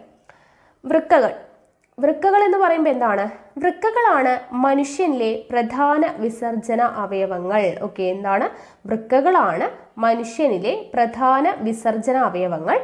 യൂറിയ, വിറ്റാമിനുകൾ, ലവണങ്ങൾ, ശരീരത്തിന് ദോഷകരമായ മറ്റു പദാർത്ഥങ്ങൾ എന്നിവയെ രക്തത്തിൽ നിന്ന് അരിച്ചുമാറ്റി മൂത്രത്തിലൂടെ പുറന്തള്ളുന്ന അവയവങ്ങളാണ് വൃക്കകൾ. വൃക്കകൾ എന്താണ് ചെയ്യുന്നത്? യൂറിയ, വിറ്റാമിനുകൾ, ലവണങ്ങൾ, ശരീരത്തിന് ദോഷകരമായ മറ്റു പദാർത്ഥങ്ങൾ എന്നിവയെ രക്തത്തിൽ നിന്നും അരിച്ചു മാറ്റി മൂത്രത്തിലൂടെ പുറന്തള്ളുന്ന അവയവങ്ങളാണ് വൃക്കകൾ. ഓക്കെ, ഇനി മനുഷ്യനിൽ ഒരു ജോഡി വൃക്കകളാണുള്ളത്. ഓക്കെ, മനുഷ്യനിൽ എത്ര ജോഡിയാണുള്ളത്? എല്ലാവർക്കും അറിയാം, ഒരു ജോഡി വൃക്കകളാണുള്ളത്. പയർ വിത്തിന്റെ ആകൃതിയിലുള്ള ഇവ ഉദരാശയത്തിൽ നട്ടെല്ലിന്റെ ഇരുവശങ്ങളിലുമായാണ് കാണപ്പെടുന്നത്. അപ്പോൾ വൃക്കയുടെ ആകൃതി കിട്ടി എന്താണ്? പയർവിത്തിന്റെ ആകൃതിയാണ്. എവിടെയാണ് കാണപ്പെടുന്നത്? ഉദരാശയത്തിന്റെ നട്ടെല്ലിന്റെ ഇരുവശങ്ങളിലുമായിട്ട്. ഓക്കെ, ഉദരാശയത്തിൽ നട്ടെല്ലിന്റെ ഇരുവശങ്ങളിലുമായിട്ടാണ് വൃക്കകൾ കാണപ്പെടുന്നത്. ഇടത് വൃക്ക വലത് വൃക്കയെ അപേക്ഷിച്ച് അല്പം മുകളിലായി സ്ഥിതി ചെയ്യുന്നു. എന്താണ്? ഇടത് വൃക്ക വലത് വൃക്കയെ അപേക്ഷിച്ച് അല്പം മുകളിലായിട്ടാണ് സ്ഥിതി ചെയ്യുന്നത്. ഓരോ വൃക്കയും ഉറപ്പും മർദ്ദവുമുള്ള ഒരു ആവരണത്താൽ പൊതിഞ്ഞിരിക്കുന്നു. ഓക്കെ, അപ്പൊ മനുഷ്യനിൽ ഒരു ജോഡി വൃക്കകളാണുള്ളത്. വൃക്കയുടെ ഷേപ്പ് എന്താ? പയർവിത്തിന്റെ ആകൃതിയാണ്. കാണപ്പെടുന്നത് എങ്ങനെയാണ്? എവിടെയാണ്? ഉദരാശയത്തിൽ നട്ടെല്ലിന്റെ ഇരുവശങ്ങളിലുമായിട്ടാണ് കാണപ്പെടുന്നത്. ഇടത് വൃക്ക വലത് വൃക്കയെ അപേക്ഷിച്ച് അല്പം മുകളിലായിട്ടാണ് സ്ഥിതി ചെയ്യുന്നത്. ഓരോ വൃക്കയും എന്താണ്? ഉറപ്പും മർദ്ദവുമുള്ള ഒരു ആവരണത്താൽ പൊതിഞ്ഞിരിക്കുന്നു. ഓക്കെ, ഇനി നോക്കുക. മഹാധമനിയുടെ ശാഖയായ വൃക്കാധമനി വഴി ഉയർന്ന മർദ്ദത്തിലുള്ള രക്തം വൃക്കകളിൽ എത്തുന്നു. ഓക്കെ, ഇപ്പം എന്താണ് വൃക്കാധമനി? അതിൻ്റെ ഫംഗ്ഷൻ ഇമ്പോർട്ടൻ്റ് ആണ് കേട്ടോ. മഹാധമനിയുടെ ശാഖയായിട്ടുള്ള വൃക്കാധമനി എന്താണ് ചെയ്യുന്നത്? വൃക്കാധമനി വഴി ഉയർന്ന മർദ്ദത്തിലുള്ള രക്തം വൃക്കകളിൽ എത്തുന്നു. വൃക്കാധമനി വഴിയാണ് രക്തം എവിടെ എത്തുന്നത്? വൃക്കകളിൽ എത്തുന്നത് എന്നുള്ളത് പഠിച്ചു വെക്കാം. വൃക്കാധമനി വഴിയാണ് രക്തം വൃക്കകളിൽ എത്തുന്നത്. മാലിന്യങ്ങൾ നീക്കം ചെയ്യപ്പെട്ട രക്തം വൃക്കാസിര വഴി മഹാസിരയിലേക്ക് എത്തുന്നു. ഓക്കെ, വൃക്കാസിര വഴിയാണ് മഹാസിരയിലേക്ക് രക്തം എത്തുന്നത്. അപ്പൊ മാലിന്യം നീക്കം ചെയ്യപ്പെട്ടിട്ടുള്ള രക്തം വൃക്കാസിര വഴിയാണ് എന്ത്? മഹാസിരയിലോട്ട് എത്തുന്നത്. വൃക്കകളിൽ രൂപപ്പെടുന്ന മൂത്രം മൂത്രവാഹികൾ വഴി മൂത്രസഞ്ചിയിൽ എത്തുന്നു. അപ്പോൾ മൂത്രസഞ്ചിയിലോട്ട് എത്തുന്നത് ഏത് വഴിയാണ്? മൂത്രവാഹികൾ വഴിയാണ്. അവിടെ നിന്നും മൂത്രനാളി വഴി പുറന്തള്ളുന്നു. ഓക്കെ, ക്ലിയർ ആയല്ലോ. അപ്പോൾ ഇവിടെ നോക്കുക, ഇവിടെ ഒരു വൃക്ക എന്ന് പറഞ്ഞിട്ട് ഓരോ സ്ഥാനം, ആകൃതി എന്നൊക്കെ പറഞ്ഞ് കൊടുത്തിട്ടുണ്ട്. നമ്മളിപ്പോൾ പഠിച്ച കാര്യങ്ങൾ തന്നെയാണ്, അതൊന്ന് ഫില്ല് ചെയ്യാൻ വേണ്ടിയിട്ടാണ് കൊടുത്തിട്ടുള്ളത്. അപ്പോൾ നമുക്ക് തന്നെ ഫില്ല് ചെയ്യാലോ. സ്ഥാനം, ആകൃതി. എന്താണ് സ്ഥാനം? നമ്മൾ പഠിച്ചു. എവിടെയാണ്? നട്ടെല്ലിന്റെ ഇരുവശങ്ങളിലും, അല്ലെ? ഉദരാശയത്തിൽ നട്ടെല്ലിന്റെ ഇരുവശങ്ങളിലുമായിട്ട് കാണപ്പെടുന്നു. ആകൃതി എന്താ? പയർവിത്തിന്റെ ആകൃതിയാണ്. അപ്പൊ സ്ഥാനവും ആകൃതിയും നമ്മൾ പഠിച്ചു. അടുത്തത് രക്തം എത്തിക്കുന്ന കുഴൽ. ഇപ്പൊ നമ്മൾ പഠിച്ചതേ ഉള്ളൂ. രക്തം എത്തിക്കുന്നത് ആരാണ്? വൃക്കാധമനിയാണ്, അല്ലെ? രക്തം വൃക്കകളിൽ എത്തിക്കുന്നത് വൃക്കാധമനിയാണ്. അപ്പൊ ഇവിടെ വൃക്കാധമനി എന്ന് എഴുതി വെക്കുക. രക്തം പുറത്തേക്ക് വഹിക്കുന്ന കുഴൽ ഏതാണ്? രക്തം പുറത്തേക്ക് വഹിക്കുന്ന കുഴൽ ഏതാണ്? മൂത്രവാഹിയാണ്, അല്ലെ? മൂത്രവാഹി. ഓക്കെ, ദെൻ അത് കഴിഞ്ഞ് എന്താണ്? മൂത്രസഞ്ചിയിലേക്ക് മൂത്രം എത്തിക്കുന്ന കുഴലാണ് മൂത്രവാഹി. രക്തം പുറത്തേക്ക് വഹിക്കുന്ന കുഴൽ ഏതാണ്? വൃക്കാസിരയാണ്, അല്ലെ? വൃക്കാസിരയാണ് പുറത്തേക്ക് രക്തം എത്തിക്കുന്നത്. ഓക്കെ, അപ്പൊ ഇത്രയായല്ലോ. അപ്പൊ നമ്മൾ പഠിച്ച കാര്യങ്ങൾ തന്നെയാണ്, അതൊന്ന് അടയാളപ്പെടുത്തുക. ഇനി അടുത്ത് നോക്കുക, വൃക്കയുടെ ആന്തരഘടനയാണ് പറയുന്നത്. ഓരോ വൃക്കയുടെയും ഉൾവശത്ത് ഏതാണ്ട് 12 ലക്ഷത്തോളം സൂക്ഷ്മ അരിപ്പകളുണ്ട്. ഓരോ വൃക്കയുടെയും ഉൾവശത്ത് എത്രയുണ്ട്? 12 ലക്ഷത്തോളം സൂക്ഷ്മ അരിപ്പകളുണ്ട്. 12 ലക്ഷത്തോളം സൂക്ഷ്മ അരിപ്പകളുണ്ട്. ഇവയാണ് നെഫ്രോണുകൾ. ഇത് ചോദിച്ചിട്ടുണ്ട്. 12 ലക്ഷമാണ് കേട്ടോ. നെഫ്രോണുകളുടെ എണ്ണം എത്രയാണ്? 12. ഓരോ വൃക്കയുടെയും ഉൾവശത്ത് 12 ലക്ഷത്തോളം സൂക്ഷ്മ അരിപ്പകളുണ്ട്. ഇവയാണ് നെഫ്രോണുകൾ. നെഫ്രോണുകളാണ് വൃക്കകളുടെ ഘടനാപരവും ജീവധർമ്മപരവുമായിട്ടുള്ള അടിസ്ഥാന ഘടകം. അപ്പോൾ അവിടെ ഒരു ചോദ്യം കിട്ടി. വൃക്കയുടെ ഘടനാപരവും ജീവധർമ്മപരവുമായിട്ടുള്ള അടിസ്ഥാന ഘടകം ഏതാണ്? നെഫ്രോണുകളാണ്. എത്രയാണുള്ളത്? 12 ലക്ഷത്തോളമാണ് നെഫ്രോണുകൾ കാണപ്പെടുന്നത്. ഓക്കെ, അപ്പോൾ ഓരോ വൃക്കയുടെയും ഉൾവശത്ത് ഏതാണ്ട് 12 ലക്ഷത്തോളം സൂക്ഷ്മരിപ്പകളുണ്ട്. ഇവയാണ് നെഫ്രോണുകൾ. നെഫ്രോണുകളാണ് വൃക്കകളുടെ ഘടനാപരവും ജീവധർമ്മപരവുമായിട്ടുള്ള അടിസ്ഥാന ഘടകങ്ങൾ. ഓക്കെ, ഇവിടെ നോക്കുക, വൃക്കയുടെ ആന്തരഘടന എന്ന് പറഞ്ഞു കൊടുത്തിട്ടുണ്ട്. അപ്പോൾ ഇവിടെ ഓരോ പാർട്ട് തന്നിട്ടുണ്ട്, അതിൻ്റെ ഓരോ ഫംഗ്ഷനും തന്നിട്ടുണ്ട്. നോക്കുക, ആദ്യത്തെ പാർട്ട് എന്ന് പറയുന്നത് കോർട്ടെക്സ്. കോർട്ടെക്സ് എന്താണ്? വൃക്കയുടെ ഇളം നിറമുള്ള ബാഹ്യഭാഗം നെഫ്രോണുകളുടെ അതിസൂക്ഷ്മ അരിപ്പകൾ കാണപ്പെടുന്നു. ചിത്രത്തിൽ കാണുന്നുണ്ടല്ലോ, അല്ലെ?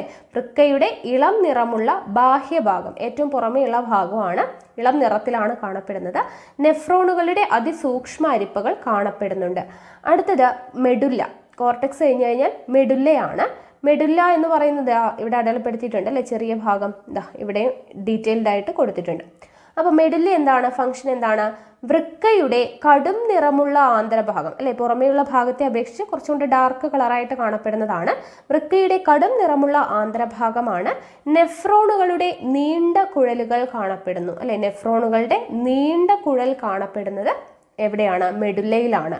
അടുത്തത് ഇത് ഇവിടെ ഒരു കപ്പ് ഷേപ്പായിട്ട് കാണപ്പെടുന്നില്ലേ, അതാണ് എന്ത്, പെൽവിസ്. ഓക്കെ, പെൽവിസ് അരിപ്പകളിൽ നിന്നും മൂത്രം ഒഴുകിയെത്തുന്ന ഭാഗമാണ്. അരിപ്പകളിൽ നിന്നും മൂത്രം ഒഴുകിയെത്തുന്ന ഭാഗമാണ് എന്ത്, പെൽവിസ് എന്ന് പറയുന്നത്. ഓക്കെ, അപ്പോൾ 3 ഭാഗം കിട്ടി, കോർട്ടെക്സ്, മെഡുല്ല, പെൽവിസ്. ഓക്കെ, ഇനി അടുത്തത് നോക്കുക, എന്താണ് തന്നിട്ടുള്ളത്, ഇവിടെ ഒരു പിക്ചർ കൊടുത്തിട്ടുണ്ട്.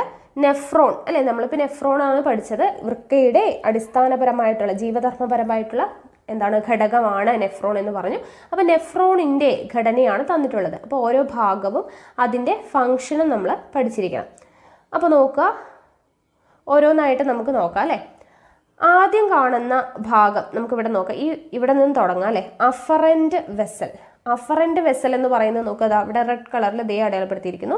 എന്താണ്, ബൊമാൻസ് ക്യാപ്സ്യൂളിനുള്ളിലേക്ക് പ്രവേശിക്കുന്ന വൃക്കാധമനിയുടെ ശാഖയാണ്. ബൊമാൻസ് ക്യാപ്സ്യൂളിനുള്ളിലേക്ക് പ്രവേശിക്കുന്ന, അപ്പോൾ ബൊമാൻസ് ക്യാപ്സ്യൂൾ എന്താണെന്നുള്ളത് ഇവിടെ പറയുന്നുണ്ട് കേട്ടോ. ബൊമാൻസ് ക്യാപ്സ്യൂൾ എന്ന് പറയുന്നത് എന്താണ്, നെഫ്രോണിൻ്റെ അറ്റത്തുള്ള ഇരട്ട ഭിത്തിയുള്ള കപ്പ് പോലുള്ള ഭാഗമാണ്.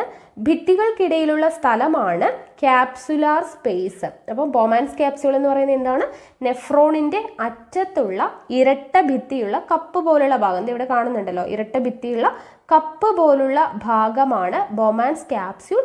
ഭിത്തികൾക്കിടയിലുള്ള സ്ഥലമാണ് ക്യാപ്സുലാർ സ്പേസ് എന്ന് പറയുന്നത്. ദെൻ നമ്മൾ പറഞ്ഞു അഫറൻറ്റ് വെസൽ എന്താണ്, ബൊമാൻസ് ക്യാപ്സ്യൂളിനുള്ളിലേക്ക് പ്രവേശിക്കുന്ന വൃക്കാധമനിയുടെ ശാഖയാണ്. ഈ ചിത്രത്തിൽ കാണുന്നുണ്ടല്ലോ, ബൊമാൻസ് ക്യാപ്സ്യൂളാണ് ഈ കപ്പ് ഷേപ്പിൽ കാണുന്നുണ്ട്, അതിൻ്റെ ഉള്ളിലേക്ക് പ്രവേശിക്കുന്നതിനെയാണ് അഫറൻറ്റ് വെസൽ എന്ന് പറയുന്നത്. ഇനി ഇഫറൻറ്റ് വെസൽ എന്ന് പറയുന്നത് എന്താണെന്ന് നോക്കൂ, ബൊമാൻസ് ക്യാപ്സിനുള്ളിൽ നിന്നും പുറത്തേക്ക് വരുന്ന അല്ലെ, ബൊമാൻസ് ക്യാപ്സ്യൂളിനുള്ളിൽ നിന്നും ഇങ്ങനെ പുറത്തേക്ക് വരുന്ന ഈ കുഴലാണ് എന്ത്, ഇഫറൻറ്റ് വെസൽ എന്ന് പറയുന്നത്. ഇനി അടുത്തത് ഗ്ലോമറൂലസ്. എന്താണ് ഗ്ലോമറൂലസ്? അഫറൻറ്റ് വെസൽ ബൊമാൻസ് ക്യാപ്സ്യൂളിനുള്ളിൽ പ്രവേശിച്ച് സൂക്ഷ്മ ലോമികകളായിട്ട് മാറിയ ഭാഗം. അഫറൻറ്റ് വെസൽ എന്താണെന്ന് നമ്മൾ പഠിച്ചു, ബൊമാൻസ് ക്യാപ്സ്യൂൾ എന്താണെന്ന് പഠിച്ചു. അപ്പോൾ അഫറൻറ്റ് വെസൽ ബൊമാൻസ് ക്യാപ്സ്യൂളിനുള്ളിൽ പ്രവേശിച്ച് സൂക്ഷ്മ ലോമികകളായി മാറിയ ഭാഗമാണ് എന്തെന്ന് പറയുന്നത്, ഗ്ലോമറൂലസ് എന്ന് പറയുന്നത്. Okay, glomerulus. അപ്പോൾ ബൊമാൻസ് ക്യാപ്സ്യൂൾ എന്ന് പറയുന്നത് ദേ ഈ കപ്പ് ഷേപ്പിൽ കാണുന്നതാണ്. ഗ്ലോമറൂലസ് എന്ന് പറയുന്നത് അവിടെ ഒരു എന്താണ് ഇങ്ങനെ ഇത് കണ്ടില്ലേ, ശാഖ പോലെ കാണുന്നില്ലേ, അതാണ് ഗ്ലോമറൂലസ് എന്ന് പറയുന്നത്. അടുത്തത് ബാഹ്യനാളികാ ലോമികാജലം. ബാഹ്യനാളികാ ലോമികാജാലം. അപ്പോൾ എന്താണ് ഈ ബാഹ്യനാളികാ ലോമികാജാലം എന്ന് പറയുന്നത് നോക്കുക, ഇതെവിടെ റെഡ് കളറിൽ കാണുന്നില്ലേ, അടയാളപ്പെടുത്തി കാണുന്നുണ്ടല്ലോ അല്ലേ. ഇഫറൻറ്റ് വെസലിൻ്റെ തുടർച്ചയായി വൃക്കാനാളികയ്ക്ക് ചുറ്റും കാണപ്പെടുന്ന രക്തലോമികകളാണ്. ഓക്കെ, ഇഫറൻറ്റ് വെസൽ നമ്മൾ പഠിച്ചല്ലേ. അപ്പോൾ ഇഫറൻറ്റ് വെസലിൻ്റെ തുടർച്ചയായിട്ട് ഇങ്ങനെ വരുന്നതാണ്. ഇഫറൻറ്റ് വെസലിൻ്റെ തുടർച്ചയായി വൃക്കാനാളികയ്ക്ക് ചുറ്റും കാണപ്പെടുന്ന രക്തലോമികകളാണ് ബാഹ്യനാളികാ ലോമികാജാലം എന്ന് പറയുന്നത്. അടുത്തത് നോക്കുക, അതേ ഇവിടെ ഇങ്ങനെ യു ഷേപ്പിൽ കാണുന്നില്ലേ, അതാണ് വൃക്കാനളിക. വൃക്കാനളിക ബൊമാൻസ് ക്യാപ്സ്യൂളിനെയും ശേഖരണനാളിയെയും ബന്ധിപ്പിക്കുന്ന നീണ്ട കുഴലാണ് വൃക്കാനളിക. എന്താണ്, ബൊമാൻസ് ക്യാപ്സ്യൂളിനെയും, എവിടെയാണ് ബൊമാൻസ് ക്യാപ്സ്യൂൾ, നമ്മളിവിടെ പഠിച്ചല്ലേ കപ്പ് ഷേപ്പ് കണ്ടില്ലേ, ഇത് എവിടെ കാണുന്നുണ്ട്, ബൊമാൻസ് ക്യാപ്സ്യൂളിനെയും പിന്നെയോ ശേഖരണനാളി ഇതേ ഇവിടെ വരുന്നുണ്ട് കേട്ടോ, ശേഖരണനാളി ഇതേ കിടക്കുന്നു. വൃക്കാനാളികകൾ വന്നു ചേരുന്ന ഭാഗം ജലത്തിന്റെ ആഗിരണം നടക്കുന്നു, മൂത്രം ശേഖരിച്ച് പെൽവിസിൽ എത്തിക്കുന്നു. ശേഖരണനാളി എന്തൊക്കെയാണ് ചെയ്യുന്നത്, വൃക്കാനാളികകൾ വന്നു ചേരുന്ന ഭാഗമാണ്, ജലത്തിന്റെ ആഗിരണം നടക്കുന്നു, മൂത്രം ശേഖരിച്ച് പെൽവിസിലേക്ക് എത്തിക്കുന്നു. അപ്പോൾ ഈ ശേഖരണനാളിയും അതുപോലെ തന്നെ ബൊമാൻസ് ക്യാപ്സ്യൂളിനെയും തമ്മിൽ ബന്ധിപ്പിക്കുന്ന നീണ്ട കുഴലാണ് വൃക്കാനളിക എന്ന് പറയുന്നത്. ഓക്കെ, അപ്പോൾ ഈ ഭാഗങ്ങൾ ഒന്ന് പഠിച്ചു വെക്കുക കേട്ടോ, ഈ പിക്ചർ ഒന്ന് നിങ്ങൾ നോക്കുക. അടുത്തത് മൂത്രം രൂപപ്പെടൽ നോക്കുക. സൂക്ഷ്മ അരിക്കൽ, പുനരാകിരണവും സ്രവണവും ജലത്തിന്റെ ആകിരണം എന്നീ പ്രക്രിയകളിലൂടെയാണ് മൂത്രം രൂപപ്പെടുന്നത്. എങ്ങനെയാണ് മൂത്രം രൂപപ്പെടുന്നത്? സൂക്ഷ്മ അരിക്കൽ, പുനരാകിരണവും സ്രവണവും ജലത്തിന്റെ ആകിരണം എന്നീ പ്രക്രിയകളാണ് മെയിനായിട്ട് മൂത്രം രൂപപ്പെടുന്നതിലെ പ്രക്രിയകൾ. അപ്പോൾ അത് ഓരോന്നും എന്താണ് എന്നുള്ളത് ഇവിടെ കൊടുത്തിട്ടുണ്ട്. നോക്കുക, ആദ്യം സൂക്ഷ്മ അരിക്കൽ. സൂക്ഷ്മ അരിക്കൽ എന്ന് പറയുമ്പോൾ എന്താണ് അവിടെ നടക്കുന്നത്?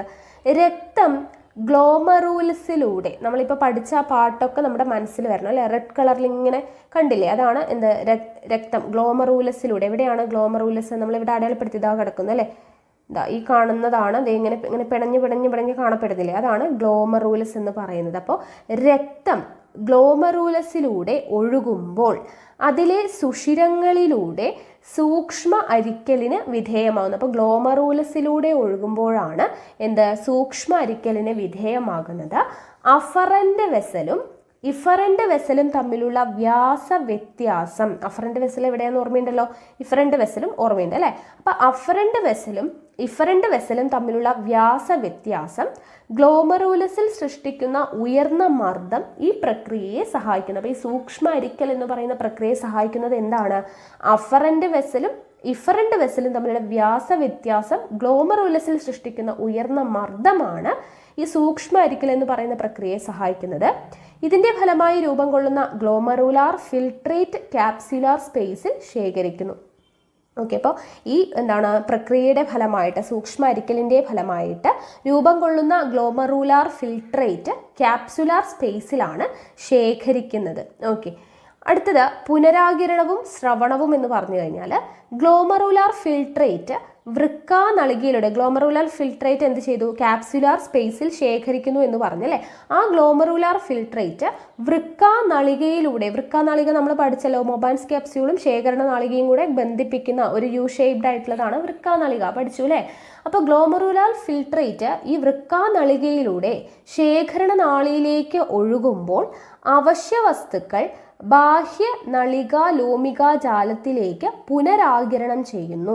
സൂക്ഷ്മ അരിക്കലിനു ശേഷവും രക്തത്തിൽ അധികമായി അവശേഷിക്കുന്ന ചില ഘടകങ്ങൾ ലോമികാ ജാലത്തിൽ നിന്ന് വൃക്കാനാളികയിലേക്ക് സ്രവിക്കപ്പെടുന്നു. എന്തൊക്കെയാണ് സംഭവിക്കുന്നത്? ഗ്ലോമറുലാർ ഫിൽട്രേറ്റ് ഇവിടെ ഉണ്ടായി സൂക്ഷ്മ അരിക്കലിന്റെ ഫലമായിട്ട്. ആ ഗ്ലോമറുലാർ ഫിൽട്രേറ്റ് വൃക്കാനാളികയിലൂടെ എവിടെ എത്തുന്നു? ശേഖരണ നാളികയിലേക്ക് ഒഴുകുന്ന സമയത്ത് അവശ്യ വസ്തുക്കൾ എന്ത് ചെയ്യുന്നു? ബാഹ്യ നളികാ ലോമികാ ജാലത്തിലേക്ക് പുനരാകിരണം ചെയ്യുന്നു.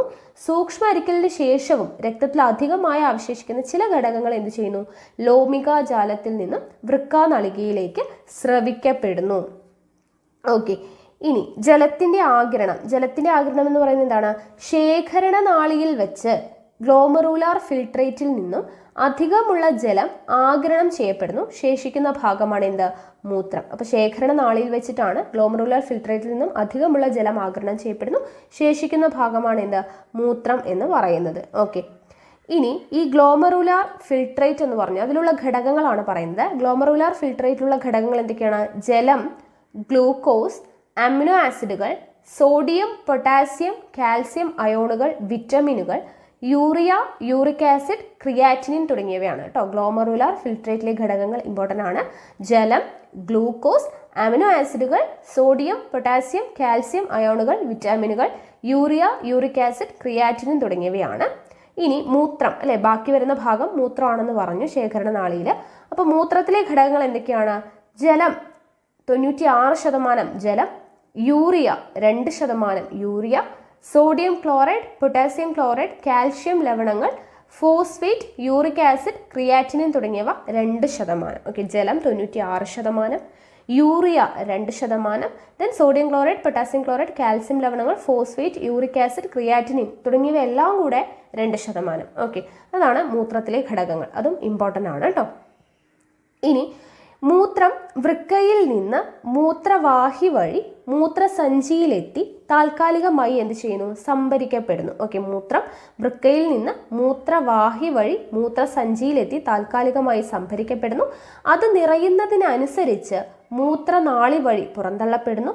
മൂത്രമൊഴിക്കുമ്പോൾ മൂത്രപഥത്തിലെ രോഗാണുക്കളെ കഴുകിക്കളയുക എന്ന പ്രവർത്തനം കൂടി നടക്കുന്നുണ്ട്. അപ്പം മൂത്രമൊഴിക്കുക എന്ന് പറയുമ്പോൾ മൂത്രപഥത്തിലെ രോഗാണുക്കളെ കഴുകിക്കളയുക എന്ന് പറയുന്ന ഒരു പ്രവർത്തനം നടക്കുന്നുണ്ട്. അതുകൊണ്ടാണ് നമ്മൾ മൂത്രം ഒഴിക്കാതെ ദീർഘനേരം പിടിച്ചു നിന്ന് കഴിഞ്ഞാൽ എന്ത് സംഭവിക്കും?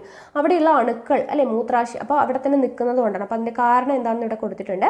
ദീർഘനേരം മൂത്രം ഒഴിക്കാതിരുന്നു കഴിഞ്ഞാൽ മൂത്രപഥത്തിലും മൂത്രാശയത്തിലും ഉണ്ടാകാനിടയുള്ള ബാക്ടീരിയകളെ പുറന്തള്ളാനുള്ള സാധ്യത തടയപ്പെടും. ഇത് മൂത്രാശയത്തിന്റെ ആന്തരസ്തരത്തിൽ അണുബാധയുണ്ടാക്കും. പുരുഷന്മാരെ അപേക്ഷിച്ച് സ്ത്രീകളിലാണ് മൂത്രപഥത്തിലെ അണുബാധയ്ക്കുള്ള സാധ്യത കൂടുതൽ. ഓക്കെ, അപ്പോൾ അതുകൊണ്ടാണ് അപ്പോൾ നമ്മൾ മൂത്രം ഒഴിക്കുക എന്ന് പറയുമ്പോൾ അവിടെ മൂത്രപഥത്തിലെ രോഗാണുക്കളെ കഴുകിക്കളയുക എന്നൊരു പ്രവർത്തനം കൂടി നടക്കുന്നുണ്ട്. അതുകൊണ്ട് ദീർഘനേരം മൂത്രം ഒഴിക്കാതിരുന്നാൽ എന്ത് സംഭവിക്കും? അവിടെയുള്ള ബാക്ടീരിയകളെ പുറന്തള്ളാനുള്ള സാധ്യത തടയപ്പെടുകയും അത് മൂത്രാശയത്തിൻ്റെ ആന്തരസ്തരത്തിൽ അണുബാധയുണ്ടാക്കുകയും ചെയ്യും. ഓക്കെ, ഇനി നോക്കുക, 1.5 ലിറ്റർ മൂത്രം ഉണ്ടാകാൻ എന്ന് പറഞ്ഞു കൊടുത്തിട്ടുണ്ട്.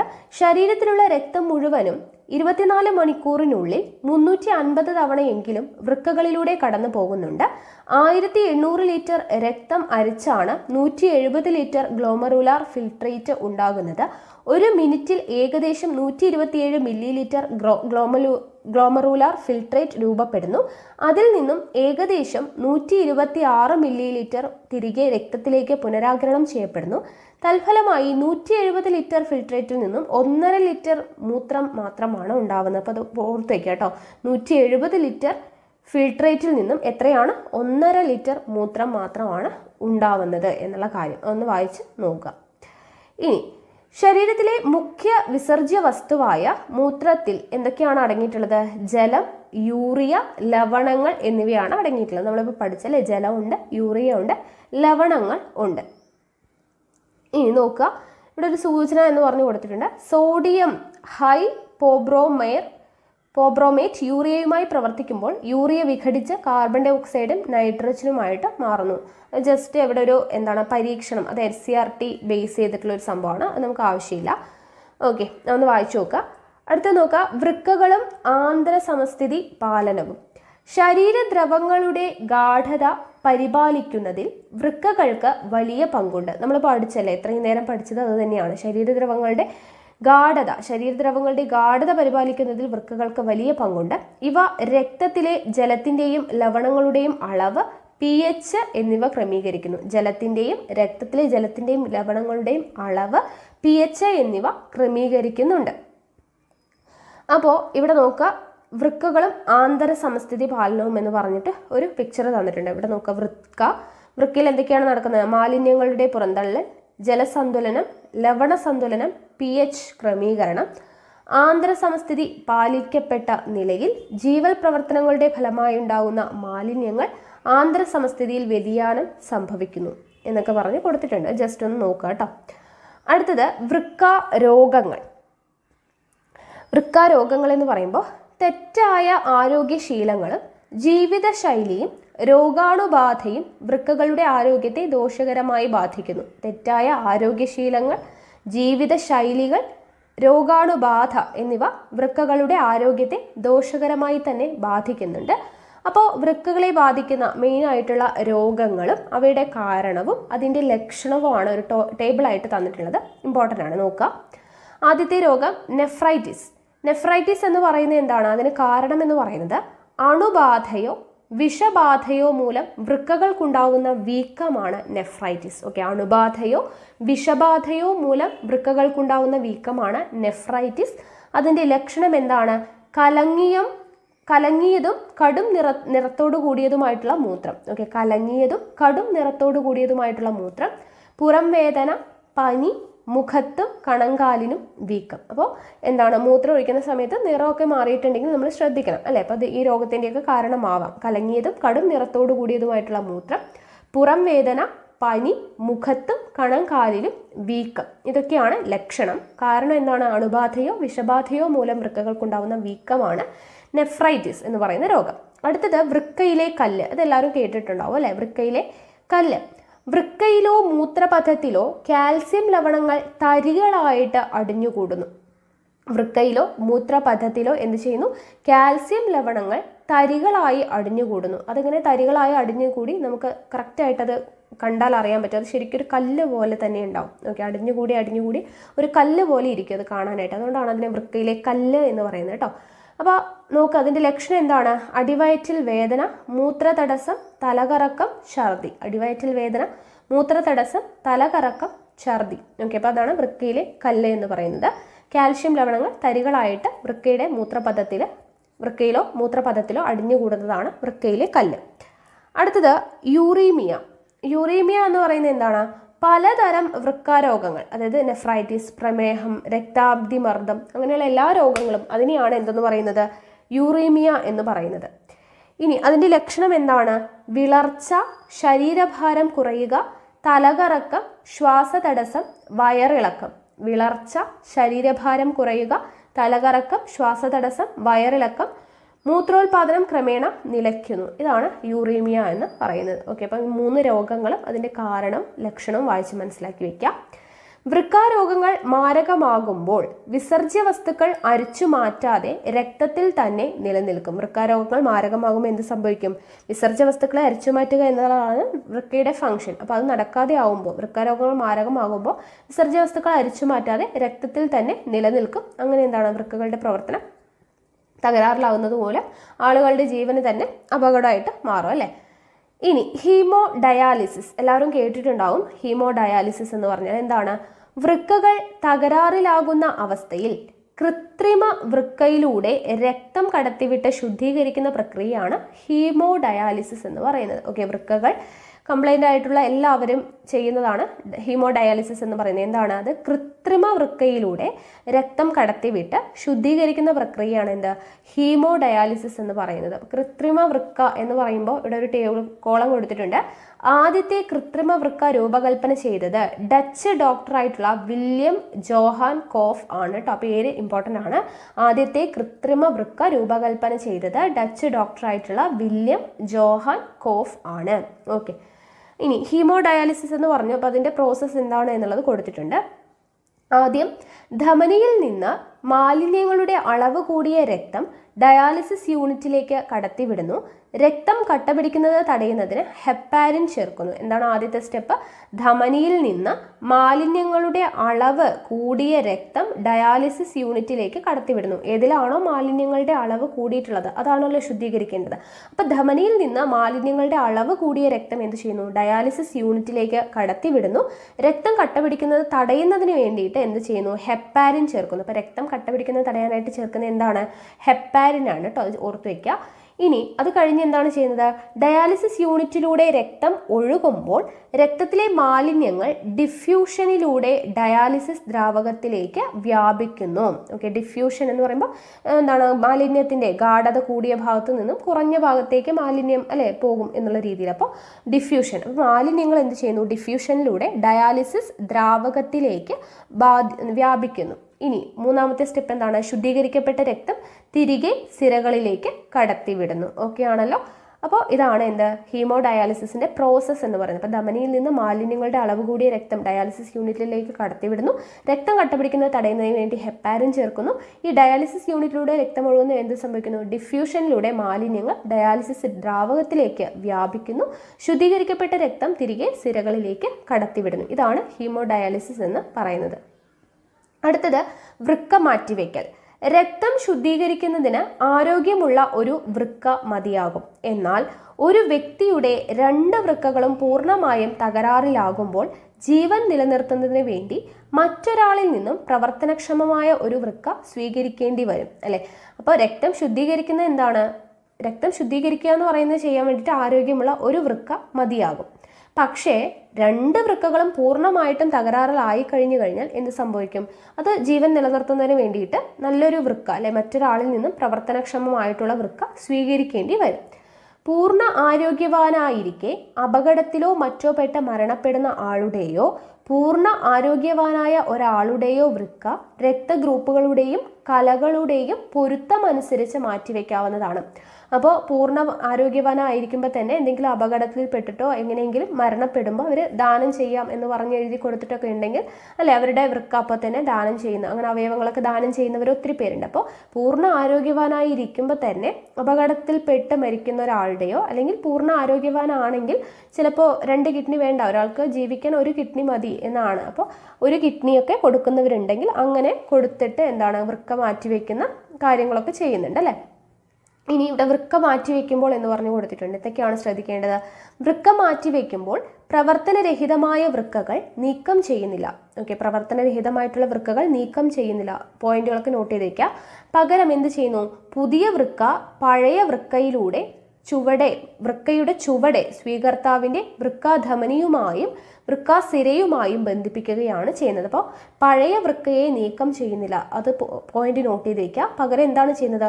പുതിയ വൃക്ക പഴയ വൃക്കയുടെ ചുവടെ സ്വീകർത്താവിൻ്റെ വൃക്കാധമനിയുമായും വൃക്കാസിരയുമായും ബന്ധിപ്പിക്കുന്നു.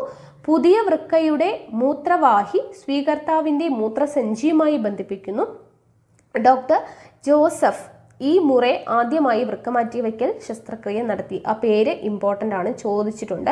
ഡോക്ടർ ജോസഫ് ഇ മുറെയാണ് ആദ്യമായിട്ട് വൃക്കമാറ്റിവയ്ക്കൽ ശസ്ത്രക്രിയ നടത്തിയത്. ആരാണ്? ഡോക്ടർ ജോസഫ് ഇ മുറെ ആണ് ആദ്യമായി വൃക്കമാറ്റിവയ്ക്കൽ ശസ്ത്രക്രിയ നടത്തിയത്. ഓക്കെ, ഇമ്പോർട്ടൻ്റ് ആണ് കേട്ടോ, നോട്ട് ചെയ്തിരിക്കുക. ഇനി വിസർജനം മറ്റു ജീവികളിൽ എന്ന് പറഞ്ഞു കൊടുത്തിട്ടുണ്ട്. ഇത് ആവശ്യമുള്ളവർ ഉണ്ടെങ്കിൽ ഒന്ന് വായിച്ചു നോക്കി നോക്കുക കേട്ടോ. ഓക്കെ, നമുക്ക് മറ്റുള്ള ജീവികളുടെ ഇപ്പം നമുക്ക് പഠിക്കാനില്ല, അതുകൊണ്ട് നമ്മൾ ഈ ചാപ്റ്ററിൽ ഹ്യൂമൻ ബോഡിയാണ് പഠിക്കുന്നത്. ഓക്കെ, ഇനി നമുക്ക് വിലയിരുത്താം എന്ന് പറഞ്ഞ് കുറച്ച് ക്വസ്റ്റ്യൻസ് തന്നിട്ടുണ്ട്. അപ്പോൾ അതൊന്ന് ആൻസർ ചെയ്ത് നോക്കാം അല്ലേ. ഓരോ ചോദ്യം ആൻസർ ചെയ്യാൻ പറ്റുന്നുണ്ടോ എന്നുള്ളത് നോക്കുക. കുറേ പേര് പറഞ്ഞിട്ടുണ്ടായിരുന്നു, അതിലുള്ള ക്വസ്റ്റ്യൻസും കൂടെ ഒന്ന് ആൻസർ ചെയ്യുകയാണെങ്കിൽ നല്ലതായിരിക്കും. ഓക്കെ, അപ്പോൾ ആദ്യത്തെ ചോദ്യം നോക്കാം. ഗ്ലോമറൂലാർ ഫിൽട്രേറ്റിൽ കാണപ്പെടുന്ന ഗ്ലൂക്കോസ്, അമിനോ ആസിഡ് മുതലായവ മൂത്രത്തിൽ കാണപ്പെടുന്നില്ല, എന്തുകൊണ്ടാണ്? അപ്പോൾ നമ്മൾ പഠിച്ചതാണ് ഇപ്പോൾ. ഗ്ലോമറൂലാർ ഫിൽട്രേറ്റിൽ കാണപ്പെടുന്ന ഗ്ലൂക്കോസും അമിനോ ആസിഡും ഒന്നും എവിടെ കാണപ്പെടുന്നില്ല? മൂത്രത്തിൽ കാണപ്പെടുന്നില്ല. എന്തുകൊണ്ടാണ് എന്നുള്ളത് നമ്മൾ പഠിച്ചു. എന്തുകൊണ്ടാണ്? ഗ്ലോമറൂലാർ ഫിൽട്രേറ്റ് ആവശ്യമുള്ളവരുണ്ടെങ്കിൽ എഴുതിയെടുക്കുക കേട്ടോ. നമ്മൾ പഠിച്ചത് തന്നെയാണ്. ഗ്ലോമറൂലാർ ഫിൽട്രേറ്റ് എന്താണ്? വൃക്കാനളികയിലൂടെ ശേഖരണ നളിയിലേക്ക് ഒഴുകുന്ന സമയത്ത് അവശ്യ വസ്തുക്കൾ എന്ത് ചെയ്യുന്നു? ബാഹ്യനാളിക ലോമിക ജാലത്തിലേക്ക് പുനരാകിരണം ചെയ്യപ്പെടുന്നു എന്ന് നമ്മൾ പഠിച്ചു അല്ലേ. ഗ്ലോമറൂലാർ ഫിൽട്രേറ്റ് വൃക്കാനളികയിലൂടെ ശേഖരണ നാളിയിലേക്ക് ഒഴുകുന്ന സമയത്ത് എന്ത് ചെയ്യുന്നുണ്ട്? അവിടെ വെച്ചിട്ട് അവശ്യ വസ്തുക്കൾ ബാഹ്യ നാളിക ലോമിക ജലത്തിലേക്ക് പുനരാകിരണം ചെയ്യുന്നുണ്ട്. അതുകൊണ്ടാണ് ആ അവശ്യ വസ്തുക്കളാണ് ഈ ഗ്ലൂക്കോസും അമിനോ ആസിഡൊക്കെ. അതുകൊണ്ടാണ് അതൊന്നും മൂത്രത്തിൽ കാണപ്പെടാത്തത്. ഓക്കെ, അപ്പോൾ ഫസ്റ്റ് ക്വസ്റ്റ്യൻ ആൻസർ കിട്ടിയല്ലോ, എഴുതിയെടുത്തു എന്ന് വിചാരിക്കുന്നു കേട്ടോ. അടുത്തത്, മൂത്രത്തിന്റെ രൂപീകരണവുമായി ബന്ധപ്പെട്ട് നൽകിയിരിക്കുന്ന പ്രസ്താവനകളെ ചിത്രത്തിൽ ഉചിതമായി ക്രമീകരിക്കുക. ഉചിതമായി ക്രമീകരിക്കാനാണ് പറഞ്ഞിരിക്കുന്നത്. അപ്പോൾ ആദ്യത്തേത് എന്താണ് നോക്കുക. ആദ്യത്തേതിൽ വരുന്നത്, ആദ്യത്തെ പാർട്ടിൽ മൂത്രം ശേഖരിക്കുന്നു. ആദ്യത്തെ പാർട്ട് എന്താണ് കൊടുത്തിട്ടുള്ളത്? പിക്ചർ ഓർമ്മയുണ്ടോ? അവിടെ ഗ്ലോമറൂലസ് ആണ് കൊടുത്തിട്ടുള്ള ചിത്രം എന്ന് പറയുന്നത്. അപ്പോൾ അവിടെ മൂത്രം ശേഖരിക്കുന്നു. അതുപോലെ തന്നെ പിന്നെന്താണ്? യൂറിയ, സോഡിയം, പൊട്ടാസ്യം അയോണുകൾ എന്നിവ ഇവിടേക്ക് സ്രവിക്കപ്പെടുന്നു എന്നുള്ളത്. ദെൻ അടുത്തത് എന്താണ് കൊടുത്തിട്ടുള്ളത് നോക്കുക. പിക്ചറിൽ കൊടുത്തിട്ടുള്ളത് കാണുന്നുണ്ടല്ലോ അല്ലേ. അപ്പോൾ അതിൽ വരുന്നത് എന്താണ്? ഫംഗ്ഷൻ വരുന്നത് നമ്മൾ പഠിച്ചത് തന്നെയാണ്. അതേ ഈ പിക്ചർ ഒന്ന് എടുക്കുക, അതിനുശേഷം ആ പാർട്ട് അടയാളപ്പെടുത്തിയത് കേട്ടോ. ഞാൻ വീണ്ടും അത് റിപ്പീറ്റ് ചെയ്ത് പറയുന്നില്ല, നമ്മളിപ്പോൾ പഠിച്ചത് തന്നെയാണ്. ഇത് ഇവിടെ ഒരു പിക്ചർ പഠിച്ചായിരുന്നു അല്ലേ. അപ്പോൾ ഇതിൻ്റെ പാർട്ടുകളാണ് അവിടെ കൊടുത്തിട്ടുള്ളത്. ആ റെഡ് കളറിൽ കണ്ട ട്യൂബ് ഏതാണ് നോക്കുക? ബാഹ്യനാളിക ലോമിക ജാലം, അതാണ് നമ്മൾ പഠിച്ചത്. അത് ഇഫറൻ്റ് വെസലിൻ്റെ തുടർച്ചയായി വൃക്കാനളികയ്ക്ക് ചുറ്റും കാണപ്പെടുന്ന രക്തലോമികകൾ എന്ന് പറഞ്ഞു കൊടുത്തിട്ടുണ്ട് അല്ലേ. അപ്പോൾ ആ പാർട്ടുകളൊക്കെ ഒന്ന് ഡീറ്റെയിൽഡ് ആയിട്ട് ഒന്ന് വായിച്ചു നോക്കുക. നമുക്ക് ഇങ്ങനെ ചിത്രം തന്നെ അടയാളപ്പെടുത്താൻ ഉണ്ടാവില്ല, പക്ഷേ ഏതെങ്കിലും ഒരു ഭാഗം തന്നിട്ട് അതിൻ്റെ ഫംഗ്ഷൻ ചോദിച്ചു കഴിഞ്ഞാൽ നമുക്ക് അറിയണ്ടേ.